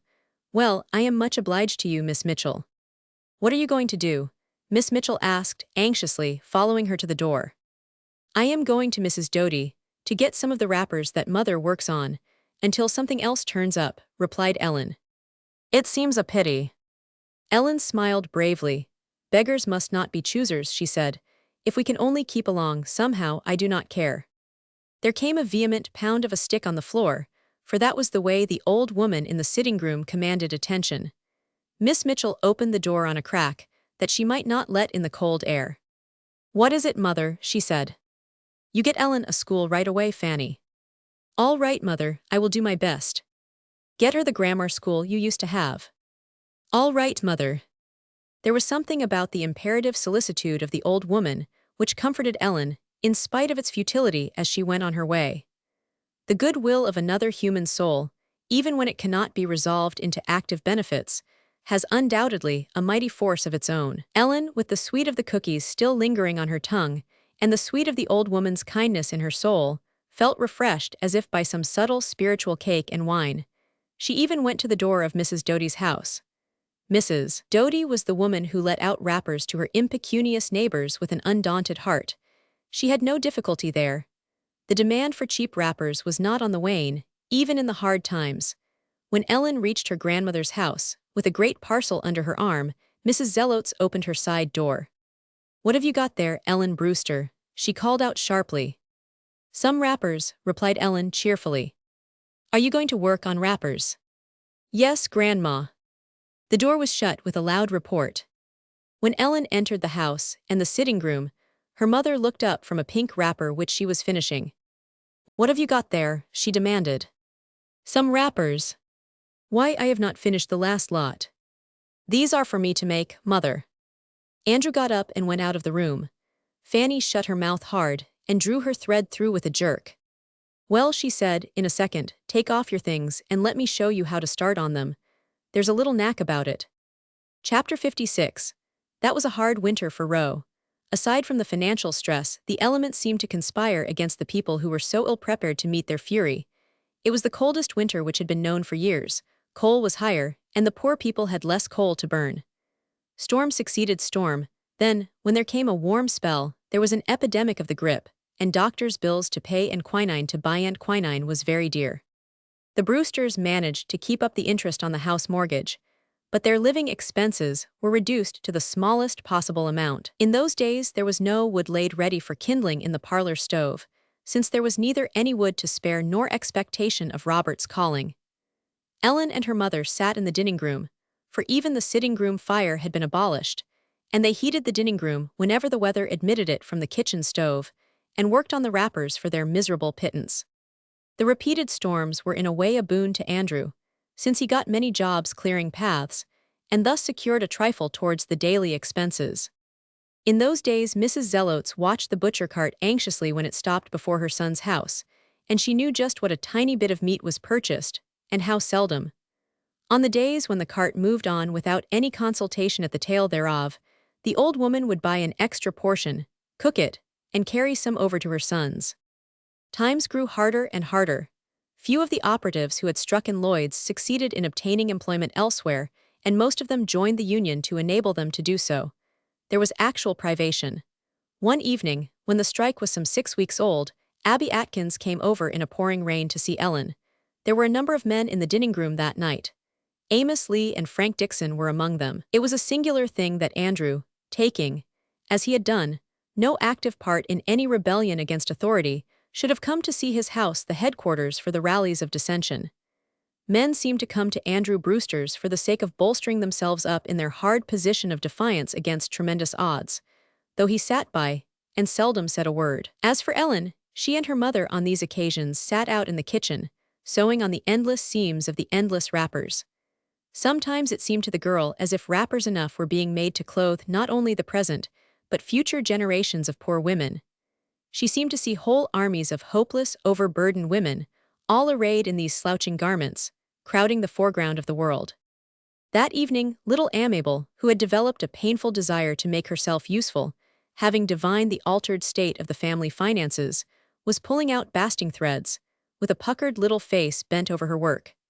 She was a very thin child, but there was an incisive vitality in her, and somehow Fanny and Ellen contrived to keep her prettily and comfortably clothed. I have got to do my duty by poor Eva's child. If I starve, Fanny often said.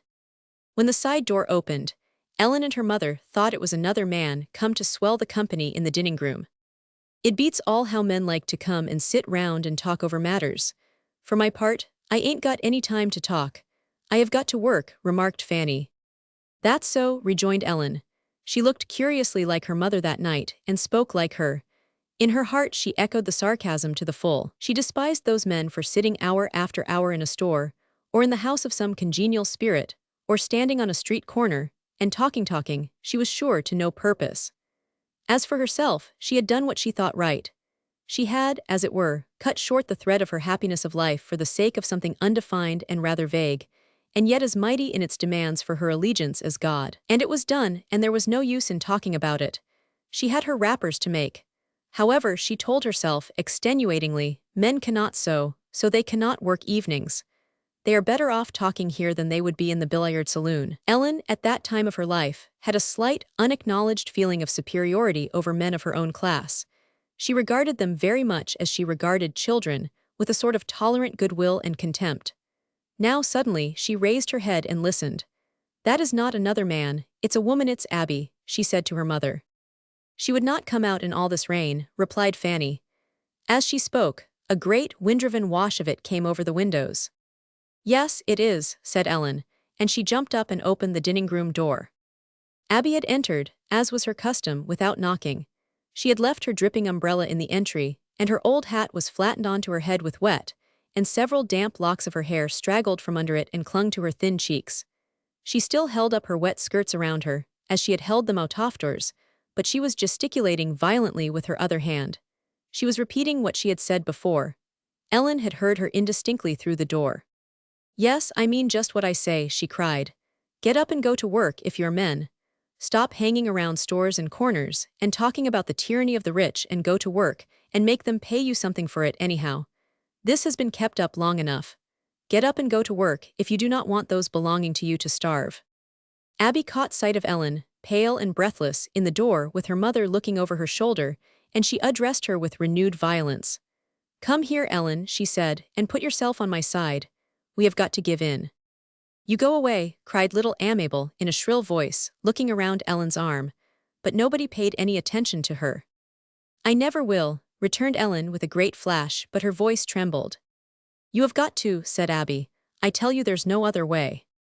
I will die before I give up, cried Lee in a loud, threatening voice. I am with ye, said Tom Peel. Dixon and the young laster who sat beside him looked at each other, but said nothing. Dixon wrinkled his forehead over his pipe. Then you would better go to work quick, before some that I know of, who are enough sight better worth saving than you are, starve, replied Abby unshrinkingly. If I could I would go to Lloyd's and open it on my own account tomorrow. I believe in bravery, but nothing except fools and swine jump over precipices. Abby passed through the room, sprinkling raindrops from her drenched skirts, and went into the kitchen with Ellen. Fanny cast an angry glance at her, then a solicitous one at her dripping garments. Abby Atkins, you have not got any rubbers on, said she. Rubbers, repeated Abby. You just slip off those wet skirts, and Amable will fetch you down Ellen's old black petticoat and brown dress. Amable. But Abby seated herself peremptorily before the kitchen stove and extended one soaked little foot in its shabby boot. I am past thinking or caring about wet skirts, said she. Good Lord, what do wet skirts matter? We cannot make wrappers any longer. We had to sell the sewing machine yesterday to pay the rent or be turned out, and we have not got a thing to eat in the house except potatoes and a little flour. We have not had any meat for a week. Nice fare for a man like poor father and a girl like Maria. We have come down to the kitchen fire like you, but we cannot keep it burning as late as this. The rest went to bed an hour ago to keep warm. Maria has got more cold. She did seem better one spell, but now she's worse again. Our chamber is freezing cold, and we have not had a fire in it since the strike. John Sargent has ransacked every town within 20 miles for work, but he cannot get any, and his sick sister keeps sending to him for money. He looks as if he was just about done, too. He went off somewhere after supper. A great supper. He do not smoke a pipe nowadays. Father do not get the medicine he ought to have, and that cold spell he just about perished for a little whiskey. The bedroom was like ice with no fire in the sitting room, and he did not sleep warm. It's one awful thing after another happening. Did you know Mamie Brady took laudanum last night? Good land, said Fanny. Yes, she 999. Ed Flynn has been playing fast and loose with her for a long time, and she's none too well balanced, and when it came to her not having enough to eat, and to keep her warm, and her mother nagging at her all the time, you know what an awful hard woman her mother is. Got desperate. She gulped it down when the last car went past and Ed Flynn had not come. She had been watchin' out for him. Then she told her mother, and her mother shook her, then run for Dr. Fox, and he called in Dr. Lord, and they worked with a stomach pump till morning, and she is not out of danger yet. Then that is not all. Willie Jones's mother is failing. He was over to our house last evening, telling us about it, and he fairly cried, poor boy. He said he actually could not get her what she needed to make her comfortable this awful winter. It was all he could do with odd jobs to keep the roof over their heads, that she had not actually enough to eat and keep her warm. It seemed as if he would die when he told about it. And that is not all. Those little Blake children next door are fairly starving. They are going around to the neighbors' swilbeketsits a fact just like little hungry dogs, and it's precious little they find in them. Mrs. Weatherd has let her sewing machine go, and Edward Morse is going to be sold out for taxes. And that is not all. Abby lowered her voice a little. She cast an apprehensive glance at the door of the other room and at Amable. Mamie Bimmies has gone to the bad. I had it straight. She's in Boston. She did not have enough to pay for her board and got desperate. I know her sister did wrong, but that was no reason why she should have, and I do not believe she would if it had not been for the strike. It's all on account of the strike. There's no use talking. Before the sparrow flies in the eyes of the tiger, he would better count the cost. Fanny, quite white, stood staring from Abby to Ellen and back again. Amable was holding fast to a fold of Ellen's skirt. Ellen looked rigid. I knew it all before, she said in a low voice. Suddenly Abby jumped up and caught the other girl in a fierce embrace. "Ellen," she sobbed, "Ellen, is not there any way out of it? I cannot see." Ellen freed herself from Abby with a curious, imperative yet gentle motion, then she opened the door into the other room again. The loud clash of voices hushed, and every man faced towards her standing on the threshold, with her mother and Abby and little Amabel in the background. "I want to say to you all," said Ellen, in a clear voice, "that I think I did wrong. I have been wondering if I had not for some time, and growing more and more certain.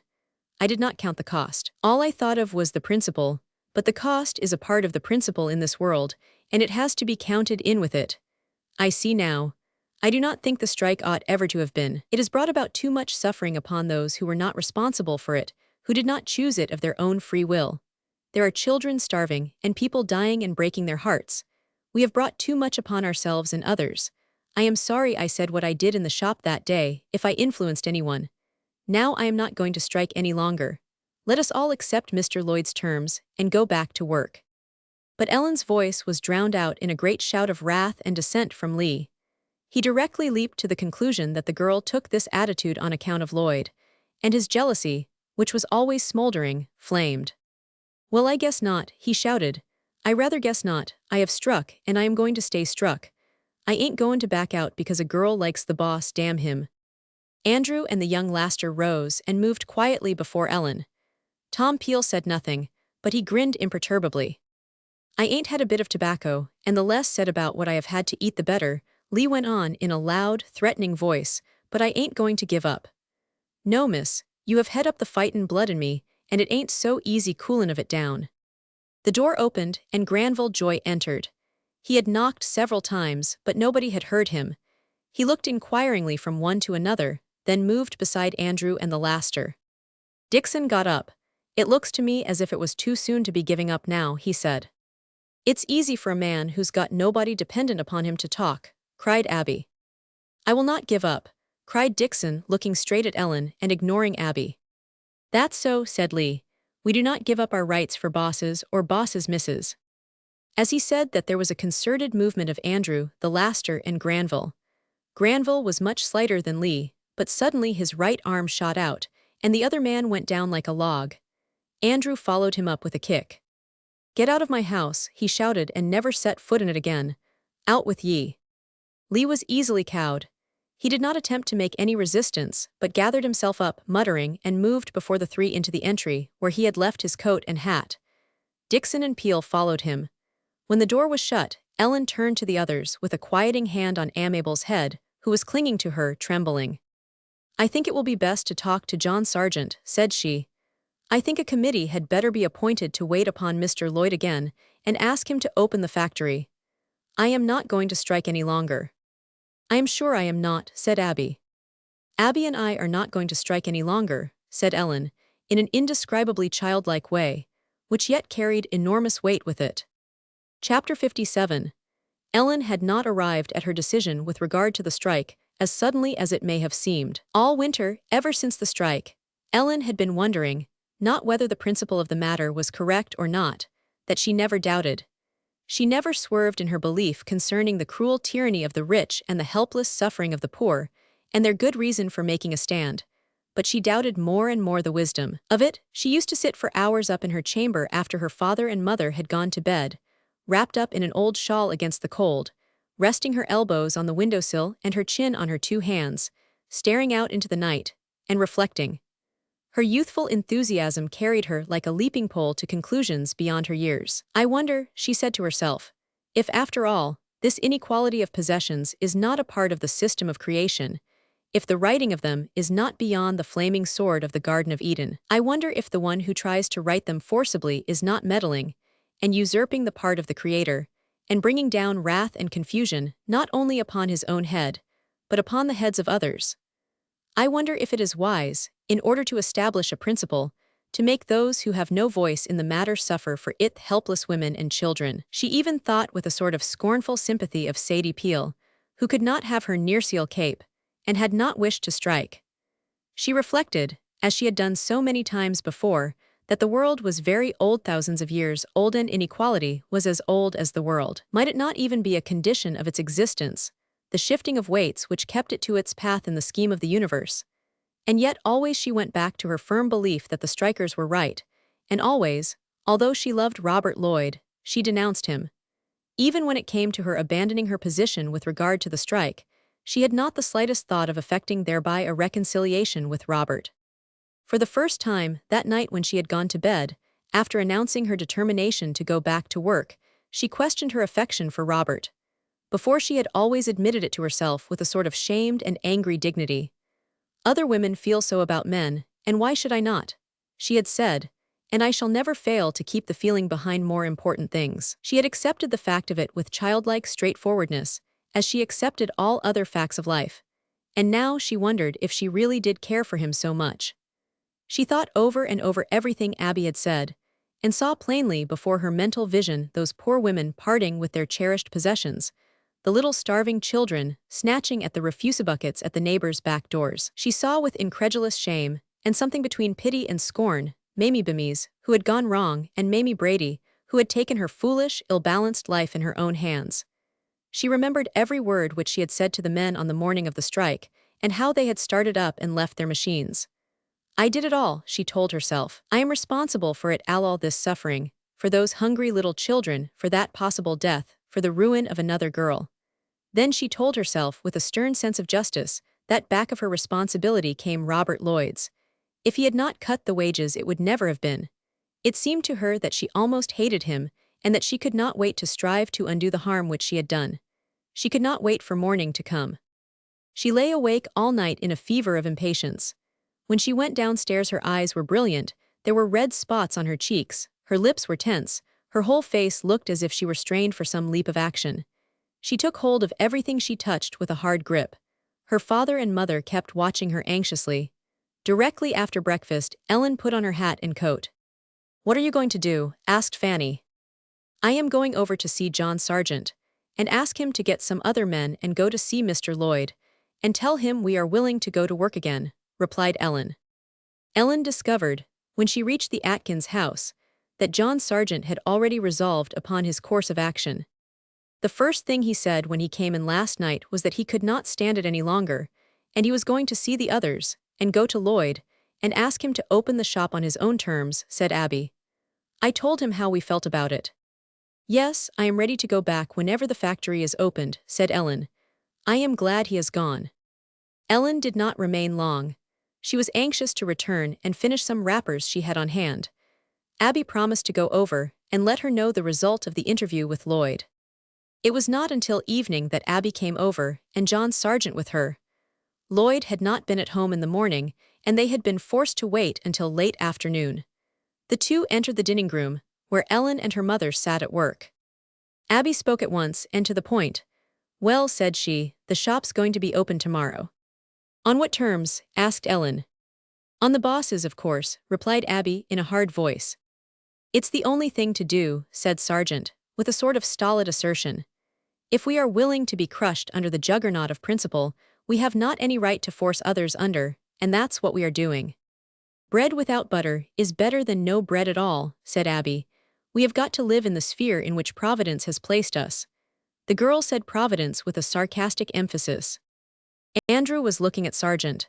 Do you think there will be any trouble? He asked. Sargent hesitated with a glance at Fanny.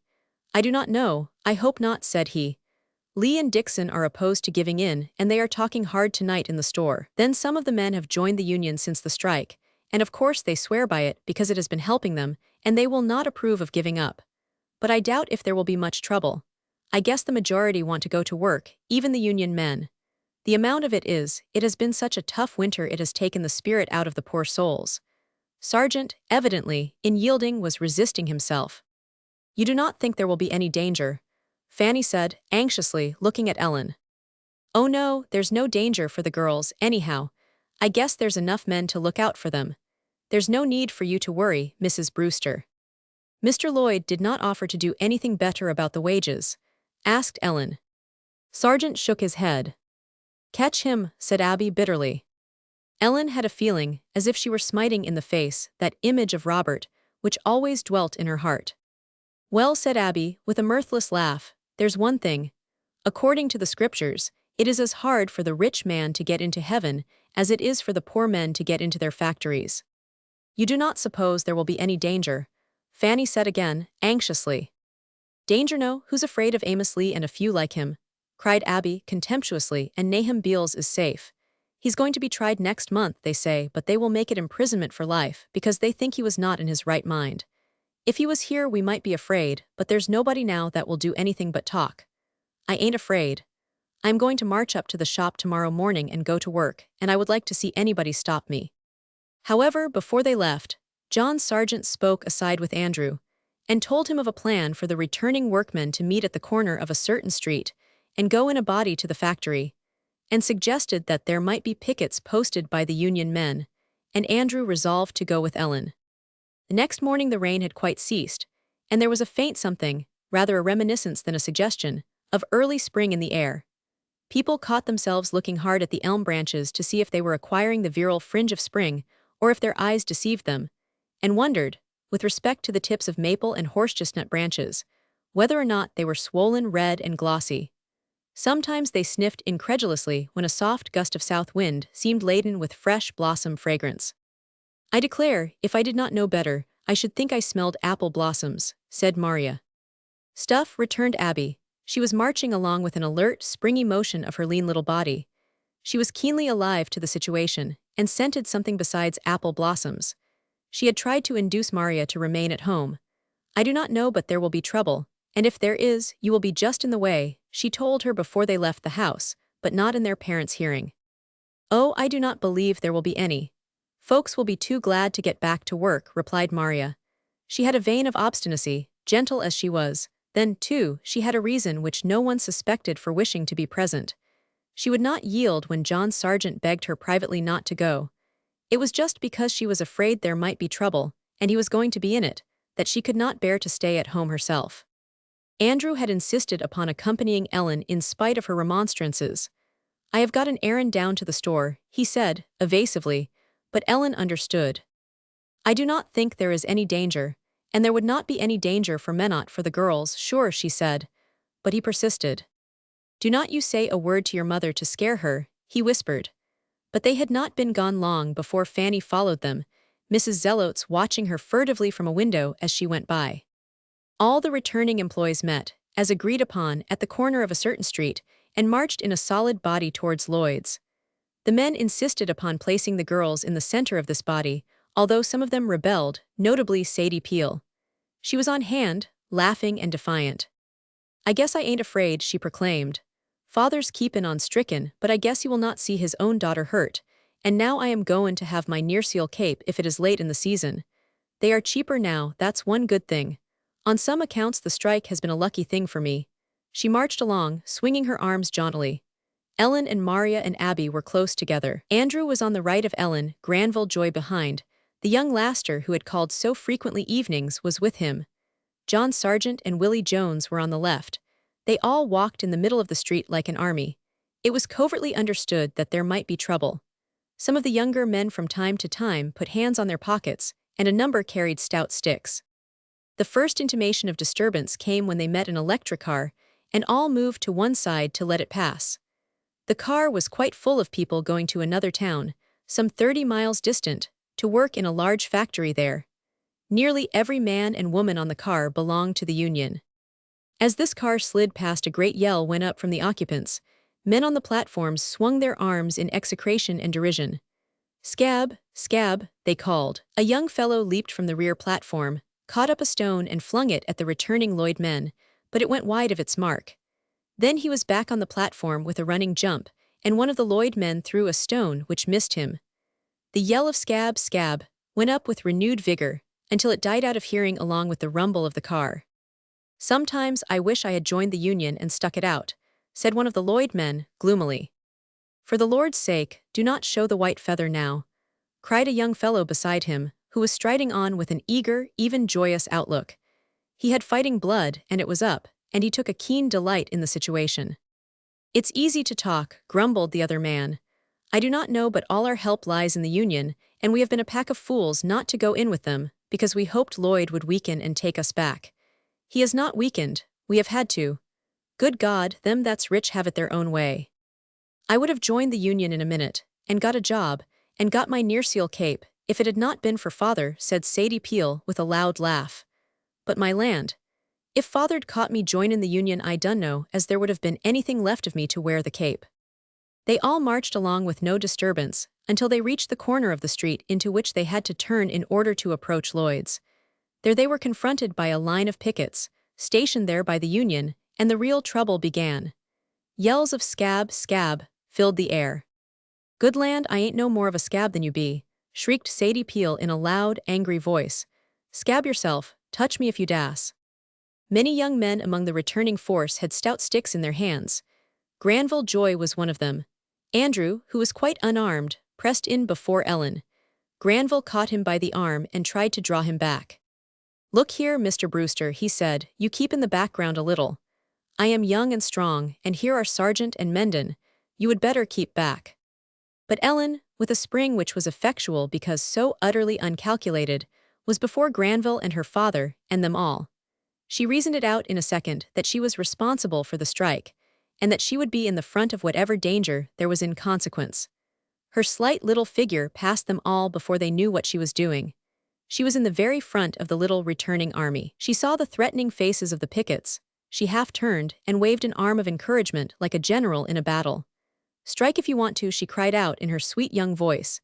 "If you want to kill a girl for going back to work to save herself and her friends from starvation, do it. I am not afraid. But kill me if you must kill anybody, because I am the one that started the strike. Strike if you want to. If you want to kill a girl for going back to work to save herself from starvation, do it." The opposing force moved aside with an almost imperceptible motion. Ellen looked like a beautiful child, her light hair tossed around her rosy face, her eyes full of the daring of perfect confidence. She in reality did not feel one throb of fear. She passed the picket line, and turned instinctively and marched backward with her blue eyes upon them all. Abby Atkins sprang forward to Ellen's side, with Sargent and Joy and Willie Jones and Andrew. Andrew kept calling to Ellen to come back, but she did not heed him. The little army was several rods from the pickets before a shot rang out, but that was fired into the air. However, it was followed by a fierce clamor of scab and a shower of stones, which did little harm. The Lloyds marched on without a word, except from Sadie Peel. She turned round with a derisive shout. "Scab yourselves," she shrieked. "You dasn't fire at me. You are scabs yourselves, you be." "Scabs, scabs," shouted the men, moving forward. "Scab yourself," shouted Sadie Peel. Abby Atkins caught hold of her arm and shook her violently. "Shut up, cannot you, Sadie Peel," she said. "I will shut up when I get ready, Abby Atkins. I ain't afraid of them if you be. They dasn't hit me." "Scab, scab," the girl yelled back with a hysteric laugh. "Do not that girl know anything?" growled a man behind her. "Shut up, Sadie Peel," said Abby Atkins. "I ain't afraid if you be, and I will not shut up till I get ready for you or anybody else. I am goin' to have my nearseal cape. Hi." "I ain't afraid," said Abby contemptuously, "but I have got sense." Maria pressed close to Sadie Peel. "Please do keep still, Sadie," she pleaded. "Let us get into the factory as quietly as we can. Think if anybody was hurt." "I ain't afraid," shrieked the girl with a toss of her red fringe, and she laughed like a parrot. Abby Atkins gripped her arm so fiercely that she made her cry out with pain. "If you do not keep still," she said threateningly. Willie Jones was walking as near as he could, and he carried his right arm half extended, as if to guard her. Now and then, Abby turned and gave him a push backward. "They will not trouble us girls, and you might as well let us and the men that have sticks go first," she said in a whisper. "If you think," began the young fellow, coloring. "Oh, I know you ain't afraid," said Abby, "but you have got your mother to think of, and there's no use in running into danger." The pickets were gradually left behind.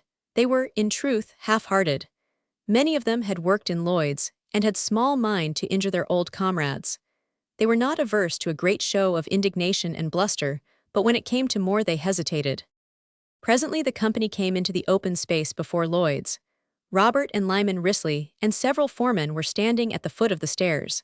The windows of the factory were filled with faces, and derisive cries came from them. Lloyd's tall shaft of chimney was plumed with smoke. The employees advanced towards the stairs, when suddenly Amos Lee, Dixon, and a dozen others appeared, coming with a rush from around a corner of the building, and again the air was filled with the cry of "Scab." Ellen and Abby linked arms and sprang forward before the men with an impetuous rush, with Joy and Willie Jones and Andrew following. Ellen, as she rushed on towards the factory stairs, was conscious of no fear at all, but rather of a sort of exaltation of courage. It did not really occur to her that she could be hurt, that it could be in the heart of Lee or Dixon, or any of them, actually to harm her. She was throbbing and intense with indignation and resolution. Into that factory to her work, she was bound to go. All that intimidated her in the least was the fear for her father. She rushed as fast as she could that her father might not get before her and be hurt in some way.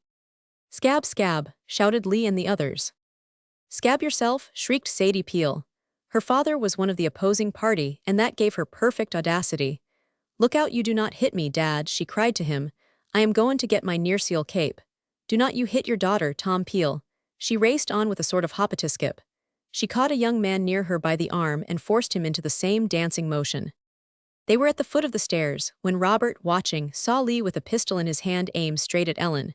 He sprang before her, but Risley was nearer, and the shot struck him. When Risley fell, a great cry, it would have been difficult to tell whether of triumph or horror, went up from the open windows of the other factories, and men came swarming out. Lee and his companions vanished. A great crowd gathered around Risley until the doctors came and ordered them away, and carried him in the ambulance to the hospital. He was not dead, but evidently very seriously injured. When the ambulance had rolled out of sight, the Lloyd employees entered the factory, and the hum of machinery began. Fanny and Andrew stood together before the factory after Ellen had entered. Andrew had started when he had seen his wife. "You here?" he said. "I rather guess I am here," returned Fanny. "Do you suppose I was goin' to stay at home, and not know whether you and her were shot dead or not?" "I guess it's all safe now," said Andrew. He was very pale. He looked at the blood-stained place where Lyman Risley had lain. "It's awful work," he said. "Who did it?" asked Fanny sharply. "I heard the shot just before I got here." "I do not know for sure, and guess it's better I do not," replied Andrew sternly. Then all at once as they stood there, a woman came up with a swift, gliding motion, and a long trail of black skirts straight to Fanny, who was the only woman there. There were still a great many men and boys standing about. The woman, Cynthia Lennox, caught Fanny's arm with a nervous grip. Her finely cut face was very white under the nodding plumes of her black bonnet. "Is he in there?" she asked in a strained voice, pointing to the shop. Fanny stared at her. She was half dazed. She did not know whether she was referring to the wounded man or Robert. Andrew was quicker in his perceptions. "They carried him off to the hospital in the ambulance," he told her. Then he added, as gently as if he had been addressing Ellen, "I guess he was not hurt so very bad. He came to before they took him away." "You do not know anything about it," Fanny said sharply. "I heard them say something about his eyes." "His eyes," gasped Cynthia. She held tightly to Fanny, who looked at her with a sudden passion of sympathy breaking through her curiosity. "Oh, I guess he was not hurt so very bad. He did come to. I heard him speak," she said, soothingly. She laid her hard hand over Cynthia's slim one. "They took him to the hospital." "Yes, in the ambulance." "Is me nephew in there?" "No, he went with him." Cynthia looked at the other woman, with an expression of utter anguish and pleading. "Look here," said Fanny, "the hospital ain't very far from here. Suppose we go up there and ask how he is. We could call out your nephew." "Will you go with me?" asked Cynthia with a heartbreaking gasp. If Ellen could have seen her at that moment, she would have recognized her as the woman whom she had known in her childhood. She was an utter surprise to Fanny, but her sympathy leaped to meet her need like the steel to the magnet. "Of course I will," she said heartily. "I would," said Andrew. "I would go with her, Fanny." "Of course I will," said Fanny, "and you had better go home, I guess, Andrew, and see how I left the kitchen fire. I do not know but the dampers are all wide open." Fanny and Cynthia hastened in one direction towards the hospital, and Andrew towards home, but he paused for a minute and looked thoughtfully up at the humming pile of Lloyds. The battle was over and the strike was ended. He drew a great sigh and went home to see to the kitchen fire. Chapter 58. Lyman Risley was very seriously injured. There was, as the men had reported, danger for his eyes. When Robert was called into the reception room of the hospital to see his aunt, he scarcely recognized her. Her soft, white hair was tossed about her temples, her cheeks were burning. She ran up to him like an eager child and clutched his arm. How is he? She demanded. Tell me quick. They are doing everything they can for him. Why do not, poor Aunt Cynthia? His eyes, they said. I hope he will come out all right. Do not, dear Aunt Cynthia. The young man put his arm around his aunt and spoke soothingly, blushing like a girl before this sudden revelation of an understratum of delicacy in a woman's heart. Cynthia lost control of herself completely, or rather, the true self of her rose uppermost, shattering the surface ice of her reserve. Oh, she said, oh, if Hyphy is blind, if he is, I will lead him everywhere all the rest of his life. I will, Robert. Of course you will, dear Aunt Cynthia, replied Robert soothingly. Suddenly Cynthia's face took on a new expression. She looked at Robert, deadly pale, and her jaw dropped. He will not, she said with stiff lips. It is not as bad as that. Oh no, no, I am sure he will not, Robert cried wonderingly and pityingly. Do not, Aunt Cynthia. If he dies, she said, if he decent, he has loved me all this time, and I have never done anything for him. I cannot bear it.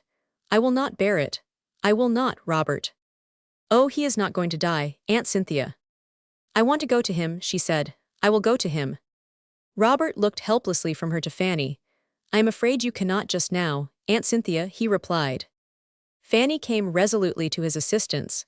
Of course you cannot, Miss Lennox, she said. The doctors will not let you see him now. You would do him more harm than good. You do not want to do him harm. No, I do not want to do him harm, returned Cynthia, in a wailing, hysterical voice. She threw herself down upon a sofa and began sobbing like a child, with her face hidden. A young doctor entered and stood looking at her. Robert turned to him. It is my aunt, and she is agitated over Mr. Risley's accident, he said, coloring a little.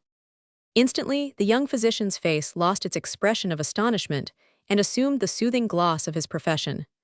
Oh, my dear Miss Lennox, he said, there is no cause for agitation, I assure you. Everything is being done for Mr. Risley. Will he be blind? Gasped Cynthia, with a great vehemence of woe, which seemed to gainsay the fact of her years. It seemed as if such an outburst of emotion could come only from a child all unacquainted with grief and unable to control it. The young doctor laughed blandly. Blind? No, indeed, he replied. He might have been blind had this happened 25 years ago, but with the resources of the present day it is a different matter. Pray do not alarm yourself, dear Miss Lennox. Can you call a carriage for my aunt? Asked Robert. He went close to Cynthia and laid a hand on her slender shoulder. I am going to have a carriage come for you, and perhaps Mrs. Brewster will be willing to go home with you in it. Of course I will, replied Fanny. You hear what Dr. Payson says, that there is nothing to be alarmed about, Robert said, in a low voice, with his lips close to his aunt's ear.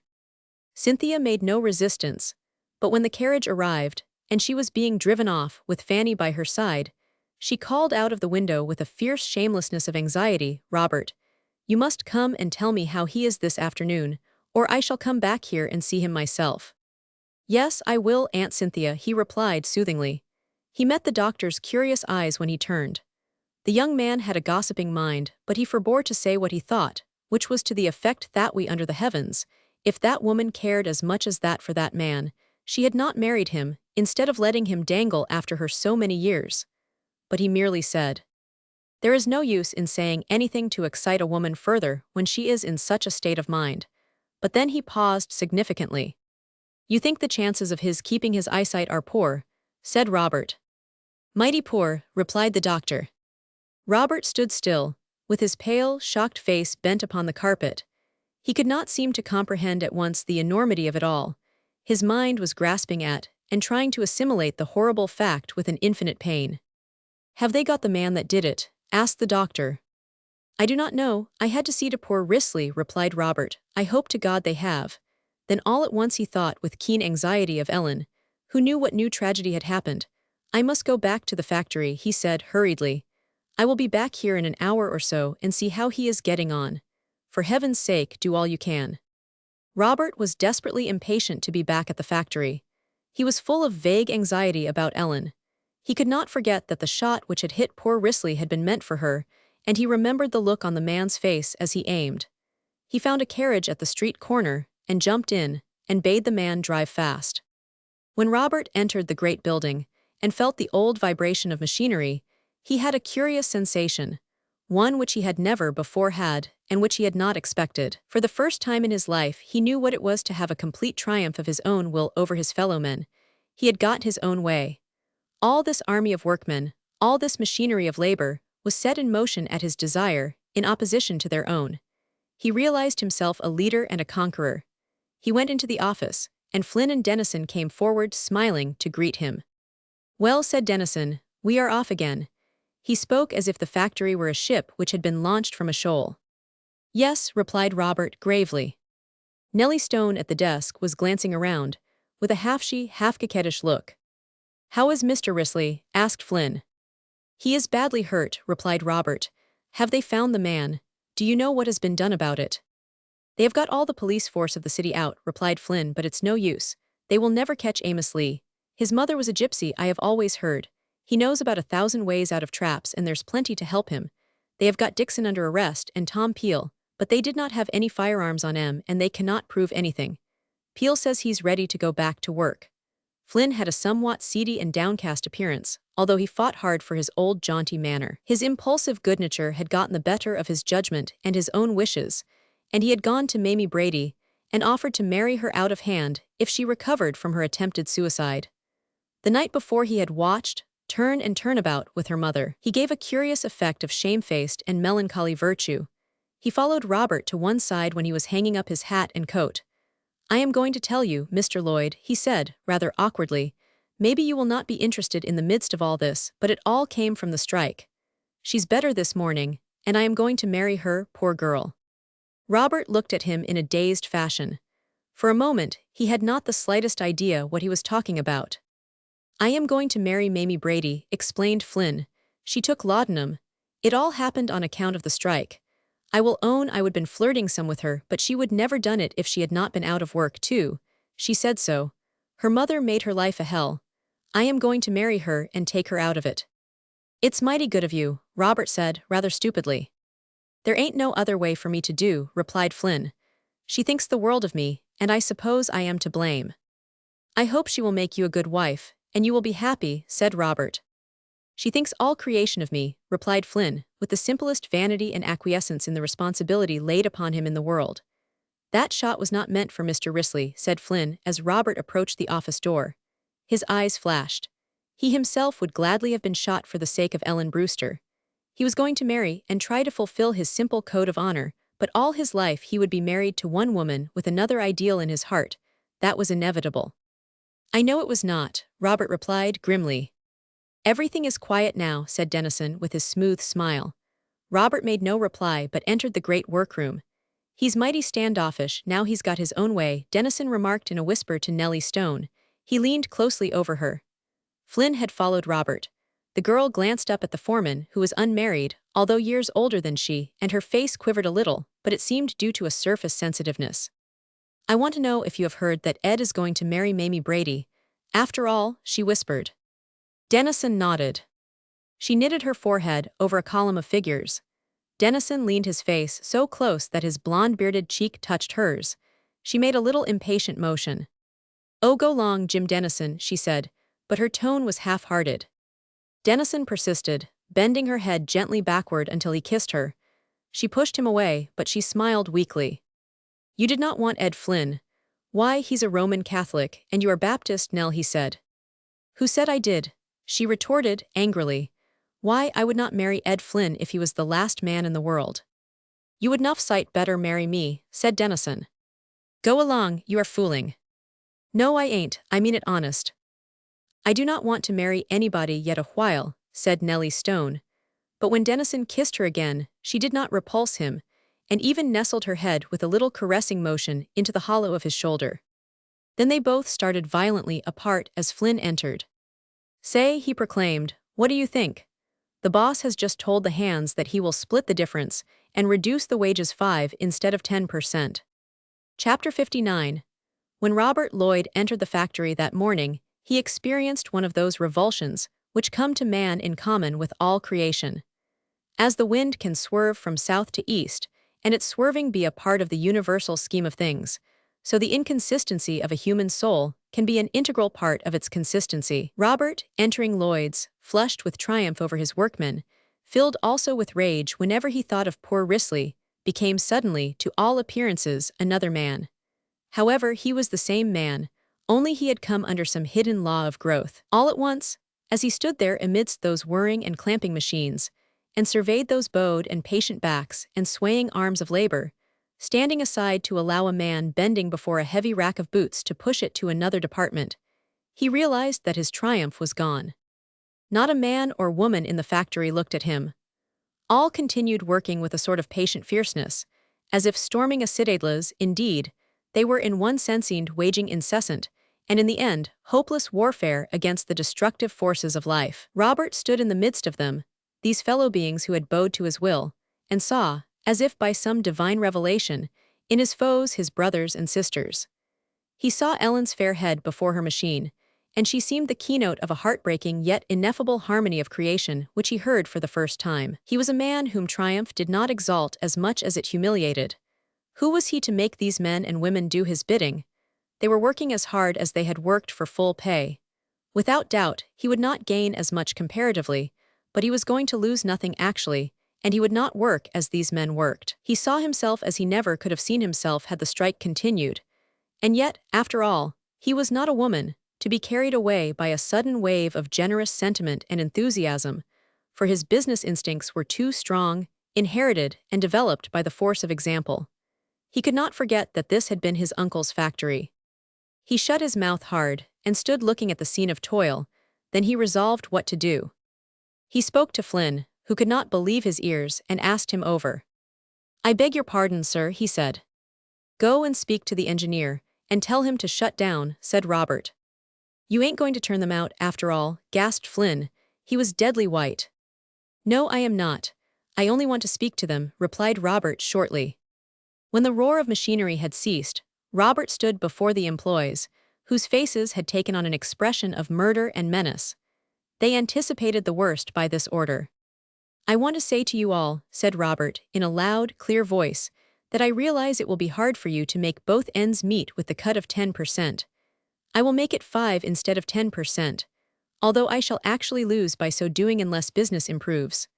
I will, however, try it as long as possible. If the hard times continue, and it becomes a sheer impossibility for me to employ you on these terms without abandoning the plant altogether, I will approach you again, and trust that you will support me in any measures I am forced to take.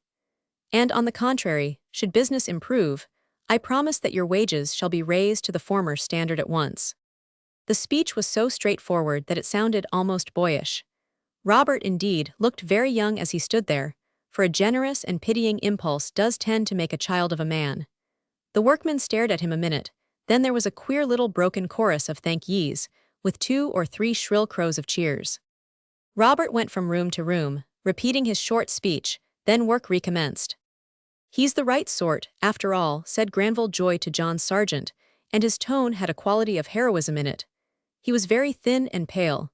He had suffered privations, and now came additional worry of mind. He could not help thinking that this might bring about an understanding between Robert and Ellen, and yet he paid his spiritual dues at any cost. "It's no more than he ought to do," growled a man at Granville's right. "S'pose he does lose a little money."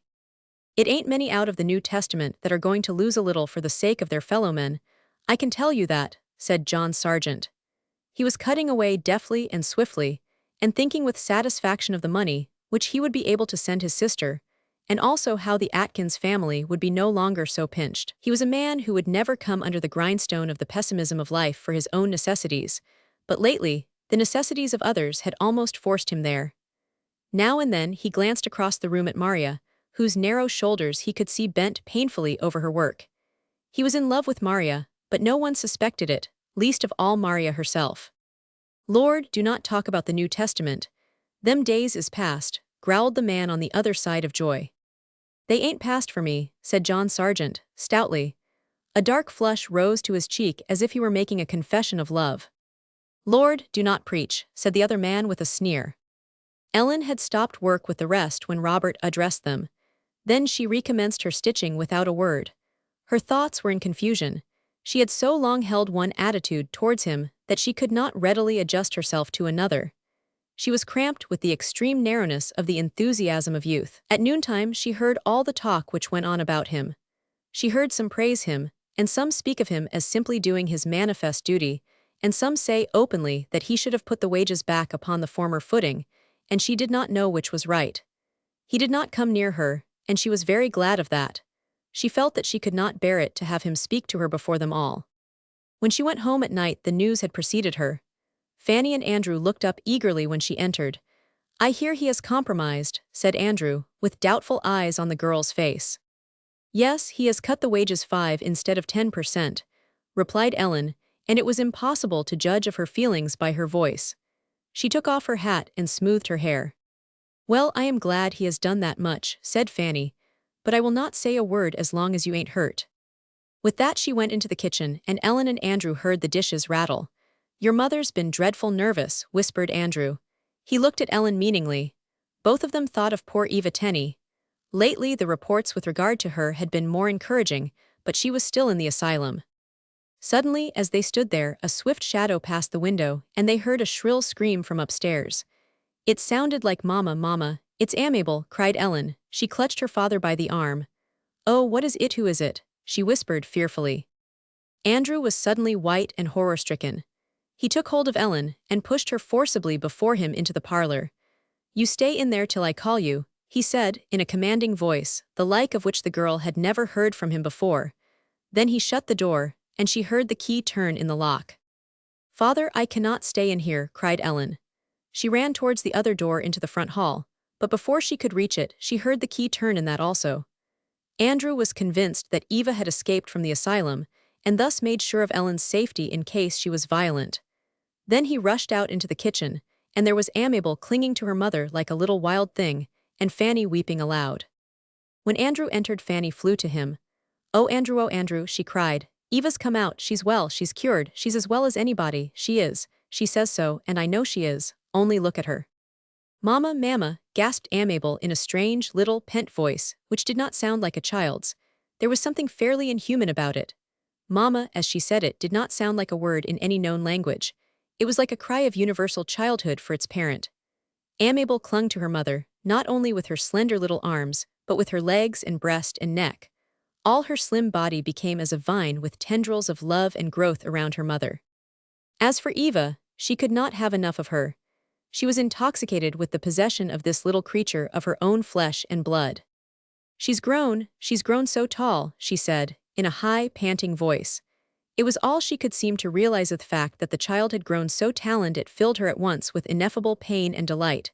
She held the little thing so close to her that the two seemed fairly one. "Mama, Mama," said Amabel again. "She has grown so tall," panted Eva. Fanny went up to her and tried gently to loosen her grasp of the little girl.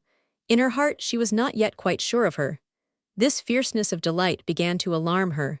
"Of course she has grown tall, Eva Tenney," she said. "It's quite a while since you were taken sick." "I ain't sick now," said Eva in a steady voice. "I am cured now, the doctors say so. You needn't be afraid, Fanny Brewster." "Mama, Mama," said Amabel. Eva bent down and kissed the little, delicate face.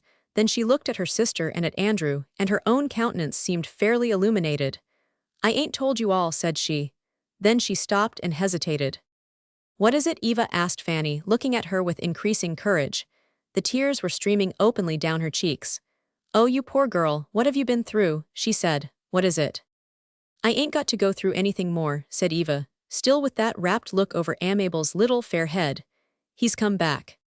"Eva Tenney." "Yes, he has," Eva went on, with such an air of inexpressible triumph that it had almost a religious quality in it. "He has. He left her a long time ago. He wanted to come back to me and Amabel, but he was ashamed, but finally he came to the asylum, and then it all rolled off, all the trouble. The doctors said I had been getting better, but they did not know. It was Jim's comin' back. He's took me home, and I have come for Amabel, and's got a job in Lloyd's, and he's bought me this new hat and cape." Eva flirted her free arm, and a sweep of jetted silk gleamed, then she tossed her head consciously to display a hat with a knot of pink roses. Then she kissed Amabel again. "Mama's come back," she whispered. "Mama's Mama," cried Amabel. Andrew and Fanny looked at each other. "Where is he?" asked Andrew in a slow, halting voice. Eva glanced from one to the other defiantly. "He's outside, waitin' in the road," said she, "but he ain't comin' in unless you treat him just the same as ever. I have set my veto on that." Eva's voice and manner as she said that were so unmistakably her own that all Fanny's doubt of her sanity vanished. She sobbed aloud. "Oh God, I am so thankful, she's come home and she's all right. Oh God, I am so thankful." "What about Jim?" asked Eva with her old, proud, defiant look. "Of course he's comin' in," sobbed Fanny. "Andrew, you go." But Andrew had already gone, unlocking the parlor door on his way. "It's your Aunt Eva, Ellen," he said as he passed. "She's come home cured, and your Uncle Jim is out in the yard, and I am goin' to call him in. I guess you would better go out and see her." Chapter 60. Lloyd's had been running for 2 months, and spring had fairly begun. It was a very forward season. The elms were leafed out, the cherry and peach blossoms had fallen, and the apple trees were in full flower. There were many orchards around Row. The little city was surrounded with bowing garlands of tenderest white and rose. The well-kept lawns in the city limits were like velvet, and golden-spiked bushes and pink trails of flowering almond were beside the gates. Lilacs also, flushed with rose, purpled the walls of old houses.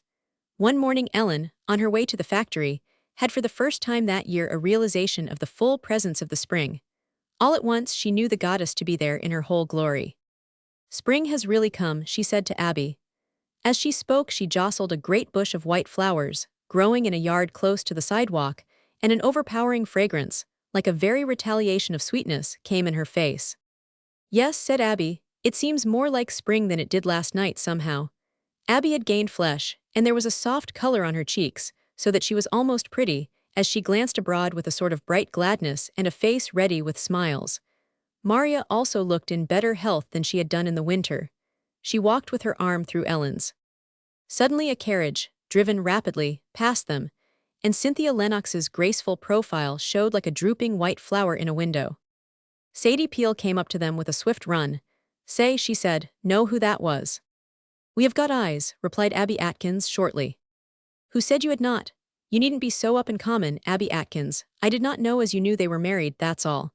I just heard it from Lottie Snell, whose sister works at the dressmakers that made the wedding fix." "Weddin' fix? My land, think of a weddin' without a white dress and a veil. All she had was a gray silk and a black velvet and a black lace and a travelin' dress." Abby Atkins eyed the other girl sharply, her curiosity getting the better of her dislike. "Who did she marry?" said she shortly. "I suppose she did not marry the black velvet, or the lace, or the traveling dress. That's all you seem to think about." "I thought you did not know," replied Sadie Peel in a tone of triumph. "They have kept it mighty still, and he's been goin' there so long, ever since anybody can remember, that they did not think it was anything more now than it had been right along. Lyman Risley and Cynthia Lennox have just got married, and they have gone down to Old Point Comfort. My land, it's nice to have money, if you be half blind." Ellen looked after the retreating carriage, and made no comment. She was pale and thin, and moved with a certain languor, although she held up her head proudly, and when people asked if she were not well, answered quickly that she had never been better. Robert had not been to see her yet. She had furtively watched for him a long time, then she had given it up. She would not acknowledge to herself or anyone else that she was not well or was troubled in spirit. Her courage was quite equal to the demand upon it. Yet always she was aware of a peculiar sensitiveness to all happenings, whether directly concerned with herself or not, which made life an agony to her, and she knew that her physical strength was not what it had been. Only that morning she had looked at her face in the glass, and had seen how it was altered. The lovely color was gone from her cheeks, there were little faint, downward lines about her mouth, and more than that, out of her blue eyes looked the eternal, unanswerable question of humanity: where is my happiness? It seemed to her when she first set out that she could not walk to the factory. That sense of the full presence of the spring seemed to overpower her. All the revelation of beauty and sweetness seemed a refinement of torture worse to bear than the sight of death, and misery would have been. Every blooming apple bough seemed to strike her full on the heart. "Only look at that bush of red flowers in that yard," Maria said once, and Ellen looked and was stung by the sight as by the contact of a red flaming torch of spring. "What ails you, dear? Do not you like those flowers?" Maria said anxiously. "Yes, of course I do. I think they are lovely," replied Ellen, looking. She looked after the carriage which contained the bridal party. She thought how the bridegroom had almost lost his eyesight to save her, and her old adoration of Cynthia seemed to rise to a flood tide. Then came the thought of Robert, how he must have ceased to love her, how someday he would be starting off on a bridal trip of his own. Maud Hemingway, with whom she had often coupled him in her thoughts, seemed to start up before her, all dressed in bridal white. It seemed to her that she could not bear it all. She continued walking, but she did not feel the ground beneath her feet, nor even Maria's little, clinging fingers of tenderness on her arm. She became to her own understanding like an instrument which is played upon with such results of harmonies and discords that all sense of the mechanism is lost. "Well, Ellen Brewster," said Sadie Peel, in her loud, strident voice, "I guess you would not have been walkin' along here quite so fine this mornin' if it had not been for Mr. Risley. You would ought to send him a weddin' present, a spoon, or something." "Shut up," said Abby Atkins. "Ellen has worried herself sick over him as it is." She eyed Ellen anxiously as she spoke. Maria clung more closely to her. "Shut up yourself, Abby Atkins," returned Sadie Peel. "He's got a wife to lead him around, and I do not see much to worry about. A great weddin'. My goodness, if I do not get married when I am young enough to wear a white dress and veil, catch me gettin' married at all." Sadie Peel sped on with her news to a group of girls ahead, and the wheels of the carriage flashed out of sight in the spring sunlight. It was quite true that Risley and Cynthia had been married that morning. He had not entirely lost his vision, although it would always be poor, and he would live happily, although in a measure disappointedly, feeling that his partial helplessness was his chief claim upon his wife's affection. He had got what he had longed for so many years, but by means which tended to his humiliation instead of his pride. But Cynthia was radiant. In caring for her half-blind husband, she attained the spiritual mountain height of her life. She possessed love in the one guise in which he appealed to her, and she held him fast to the illumination of her very soul. After the carriage had passed out of sight, Abby came close on the other side of Ellen and slid her arm through hers. "Say," she began. "What is it?" asked Ellen. Abby blushed. "Oh, nothing much," she replied in a tone unusual for her. She took her arm away from Ellen's and laughed a little foolishly. Ellen stared at her with grave wonder. She had not the least idea what she meant. Abby changed the subject. "Going to the park opening tonight, Ellen?" she asked. "No, I guess not." "You would better, do go, Ellen." "Yes, do go, Ellen. It will do you good," said Maria. She looked into Ellen's face with the inexpressibly pure love of one innocent girl for another. The park was a large grove of oaks and birch trees, which had recently been purchased by the Street Railway Company of Roe, and it was to be used for the free entertainment of the people, with an undercurrent of consideration for the financial profit of the company. "I am afraid I cannot go," said Ellen. "Yes, you can, it will do you good. You look like a ghost this morning," said Abby. "Do go, Ellen," pleaded Maria. However, Ellen would not have gone had it not been for a whisper of Abby's, as they came out of the factory that night. "Look here, Ellen, you would better go," said she, "just to show folks. That Sadie Peel asked me this noon if it was true that you had something on your mind, and was worrying about, well, you know what that made you look so." Ellen flushed an angry red. "I will stop for you and Maria tonight," she answered quickly. "All right," Abby replied heartily, "we will go on the 8 o'clock car." Ellen hurried home, and changed her dress after supper, putting on her new green silk waist and her spring hat, which was trimmed with roses. When she went downstairs, and told her mother where she was going, she started up. "I declare, I would go too if your father had come home," she said. "I do not know when I have been anywhere, and Eva was in this afternoon and said that she and Jim were going." "I wonder where father is," said Ellen, uneasily. "I do not know as I ought to go till he comes home." "Oh, stuff," replied Fanny. "He stopped to talk at the store. Oh, here he is now. Andrew Brewster, where in the world have you been?" she began as he entered, but his mother was following him and something in their faces stopped her. Fanny Brewster had lived for years with this man, but never before had she seen his face with just that expression of utter, unreserved joy. Although joy was scarcely the word for it was more than that. It was the look of a man who has advanced to his true measure of growth, and regained self-respect which he had lost. All the abject bend of his aging back, all the apologetic patience of his outlook was gone. She stared at him, hardly believing her eyes. She was as frightened as if he had looked despairing instead of joyful. "Andrew Brewster, what is it?" she asked. She tried to smile, to echo the foolish width of grimace on his face, but her lips were too stiff. Ellen looked at him, trembling and very white under her knot of roses. Andrew held out a paper and tried to speak, but he could not. "For God's sake, what is it?" gasped Fanny. Then Mrs. Zelotes spoke. "That old Minningstock has come up," said she in a harsh voice. "He would never ought to have bought it. I should have told him better if he had asked me, but it's come up, and it's worth considerable more than he paid for it. I have just been down to Mrs. Poindexter's, and Lawyer Sampson was in there seeing her about a bond she's got that's run out, and he says the mine's going to pay dividends, and for Andrew to hold on to part of it anyhow. I bought this paper, and it's in it. He never ought to have bought it, but it's come up. I hope it will learn him a lesson. He's had enough trouble over it." Nothing could exceed the mixture of recrimination and exultation with which the old woman spoke. She eyed Fanny accusingly. She looked at Andrew with grudging triumph. "Lawyer Sampson says it will make him rich, he guesses. At any rate, he will come out whole," said she. "I hope it will learn you a lesson." Andrew dropped into a chair. His face was distended with a foolish smile like a baby's.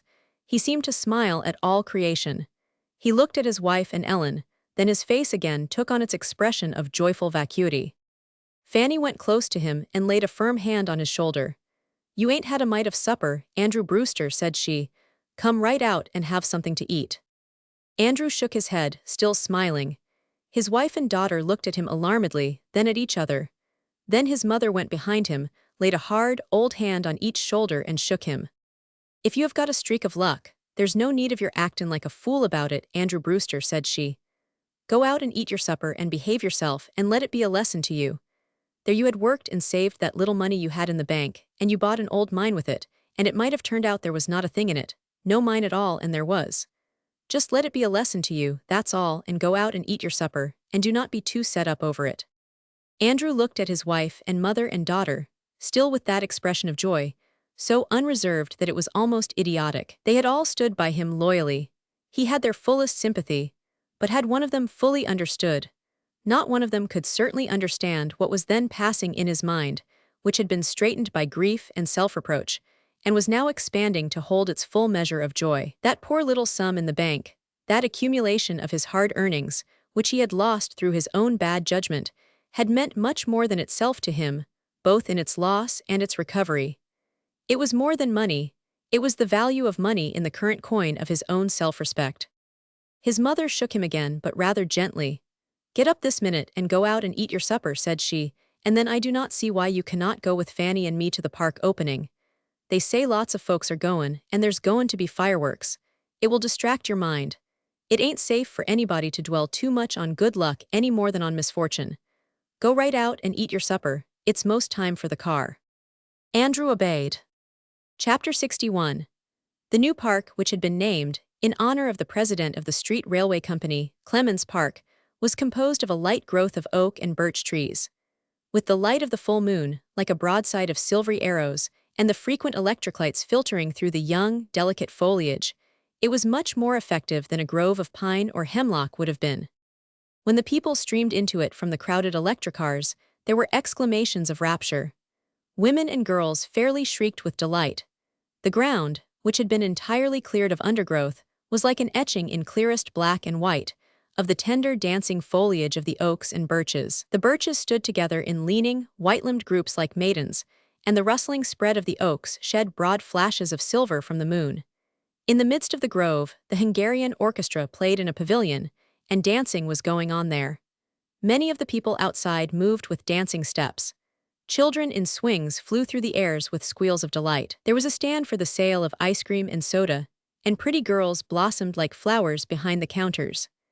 There were various rustic adornments, such as seats and grottos, and at one end of the grove was a small collection of wild animals in cages, and a little artificial pond with swans. Now and then, above the chatter of the people and the music of the orchestra, sounded the growl of a bear or the shrill screech of a paroquet, and the people all stopped and listened and laughed. This little titillation of the unusual in the midst of their sober walk of life affected them like champagne. Most of them were of the poorer and middle classes, the employees of the factories of Rowe. They moved back and forth with dancing steps of exultation. "My, ain't it beautiful?" Fanny said, squeezing Andrew's arm. He had his wife on one arm, his mother on the other. For him the whole scene appeared more than it really was, since it reflected the joy of his own soul. There was for him a light greater than that of the moon or electricity, upon it that extreme light of the world happiness, of a human being who blesses, in a moment of prosperity the hour he was born. He knew for the first time in his life that happiness is as true as misery, and no mere creation of a fairy tale. No trees of the Garden of Eden could have outshone for him those oaks and birches. No gold or precious stones of any mines on earth can equal the light of the little star of happiness in one human soul. Fanny, as they walked along, kept looking at her husband, and her own face was transfigured. Mrs. Zelotes, also, seemed to radiate with a sort of harsh and prickly delight. She descanted upon the hard-earned savings which Andrew had risked, but she held her old head very high with reluctant joy, and her bonnet had a rakish cant. Ellen, with Abby and Maria, walked behind them.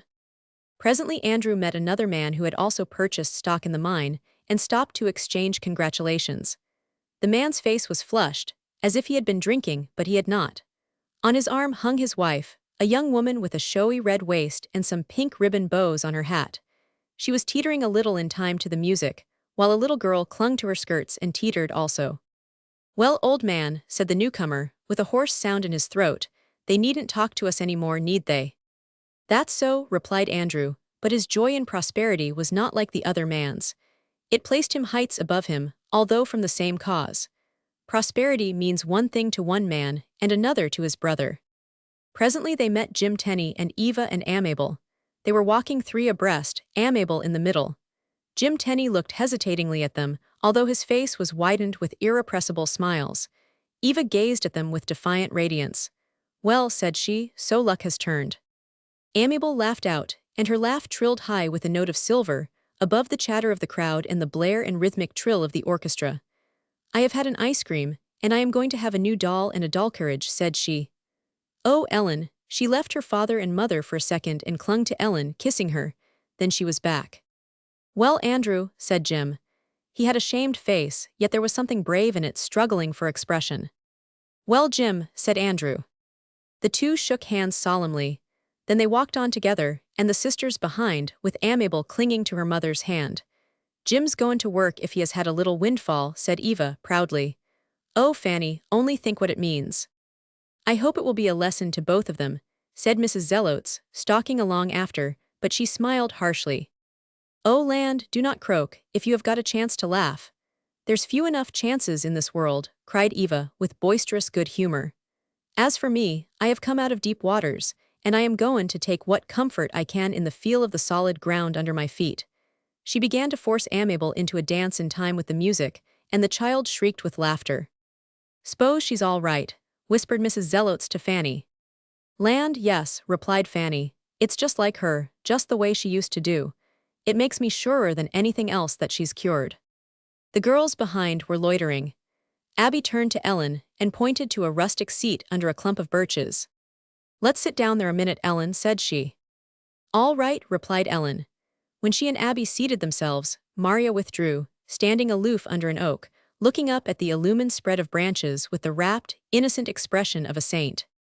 "Why do not you come and sit down with us, Maria?" Ellen called. "In a minute," replied Maria in her weak, sweet voice. Then John Sargent came up and joined her. "She will come in a minute," Abby said to Ellen. "Shesh knows I want to tell you something." Abby hesitated. Ellen regarded her with wonder. "Look here, Ellen," said Abby. "I do not know what you are going to think of me after all I have said, but I'm going to get married to Willie Jones. His mother has had a little money left her, and she owns the house clear now, and I am going to keep right on working, and I never thought I would, Ellen, you know. But I have come to think lately that all you can get out of labor in this world is the happiness it brings you, and the love. That's more than the money. Aunt wants me pretty bad. I suppose you think I am awful, Ellen Brewster." Abby spoke with triumph, yet with shame. She dug her little toe into the shadow-mottled ground. "Oh, Abby, I hope you will be real happy," said Ellen. Then she choked a little. "I have made up my mind not to work for nothing," said Abby. "I have made up my mind to get whatever work is worth in this world if I can, and to get it for him too." "I hope you will be very happy," said Ellen again. "There he is now," whispered Abby. She rose as Willie Jones approached, laughing confusedly. "I have been telling Ellen Brewster," said Abby, with her perfunctory air.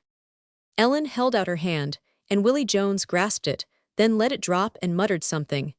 He looked with helpless adoration at Abby, who put her hand through his arm reassuringly. "Let's go and see the animals," said she. "I have not seen the animals." I guess I will go and see if I can find my father and mother, returned Ellen. I want to see my mother about something. Oh, come with us. Abby grasped Ellen firmly around the waist and kissed her. I do not love him a mite better than I do you, she whispered, so there. You needn't think you are left out, Ellen Brewster. I do not, replied Ellen.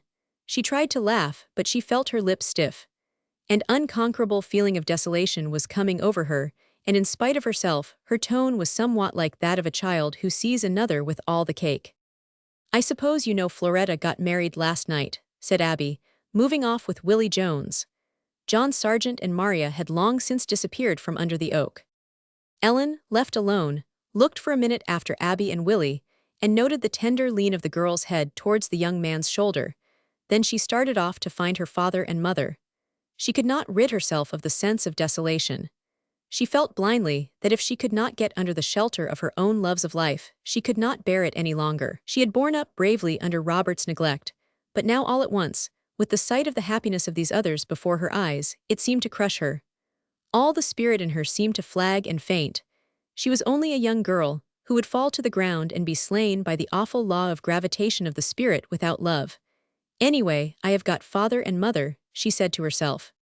She rushed on alone through the merry crowd. The orchestra was playing a medley. The violin seemed to fairly pierce thought. A Roman candle burst forth on the right with a great spluttering, and the people, shrieking with delight, rushed in that direction. Then a rocket shot high in the air with a splendid curve, and there was a sea of faces watching with speechless admiration the dropping stars of violet and gold and rose. Ellen kept on, moving as nearly as she could in the direction in which her party had gone. Then suddenly she came face to face with Robert Lloyd. She would have passed him without a word, but he stood before her. Will not you speak to me? He asked. Good evening, Mr. Lloyd, returned Ellen. Then she tried to move on again, but Robert still stood before her. I want to say something to you, he said in a low voice. I was coming to your house tonight, but I saw you on the car.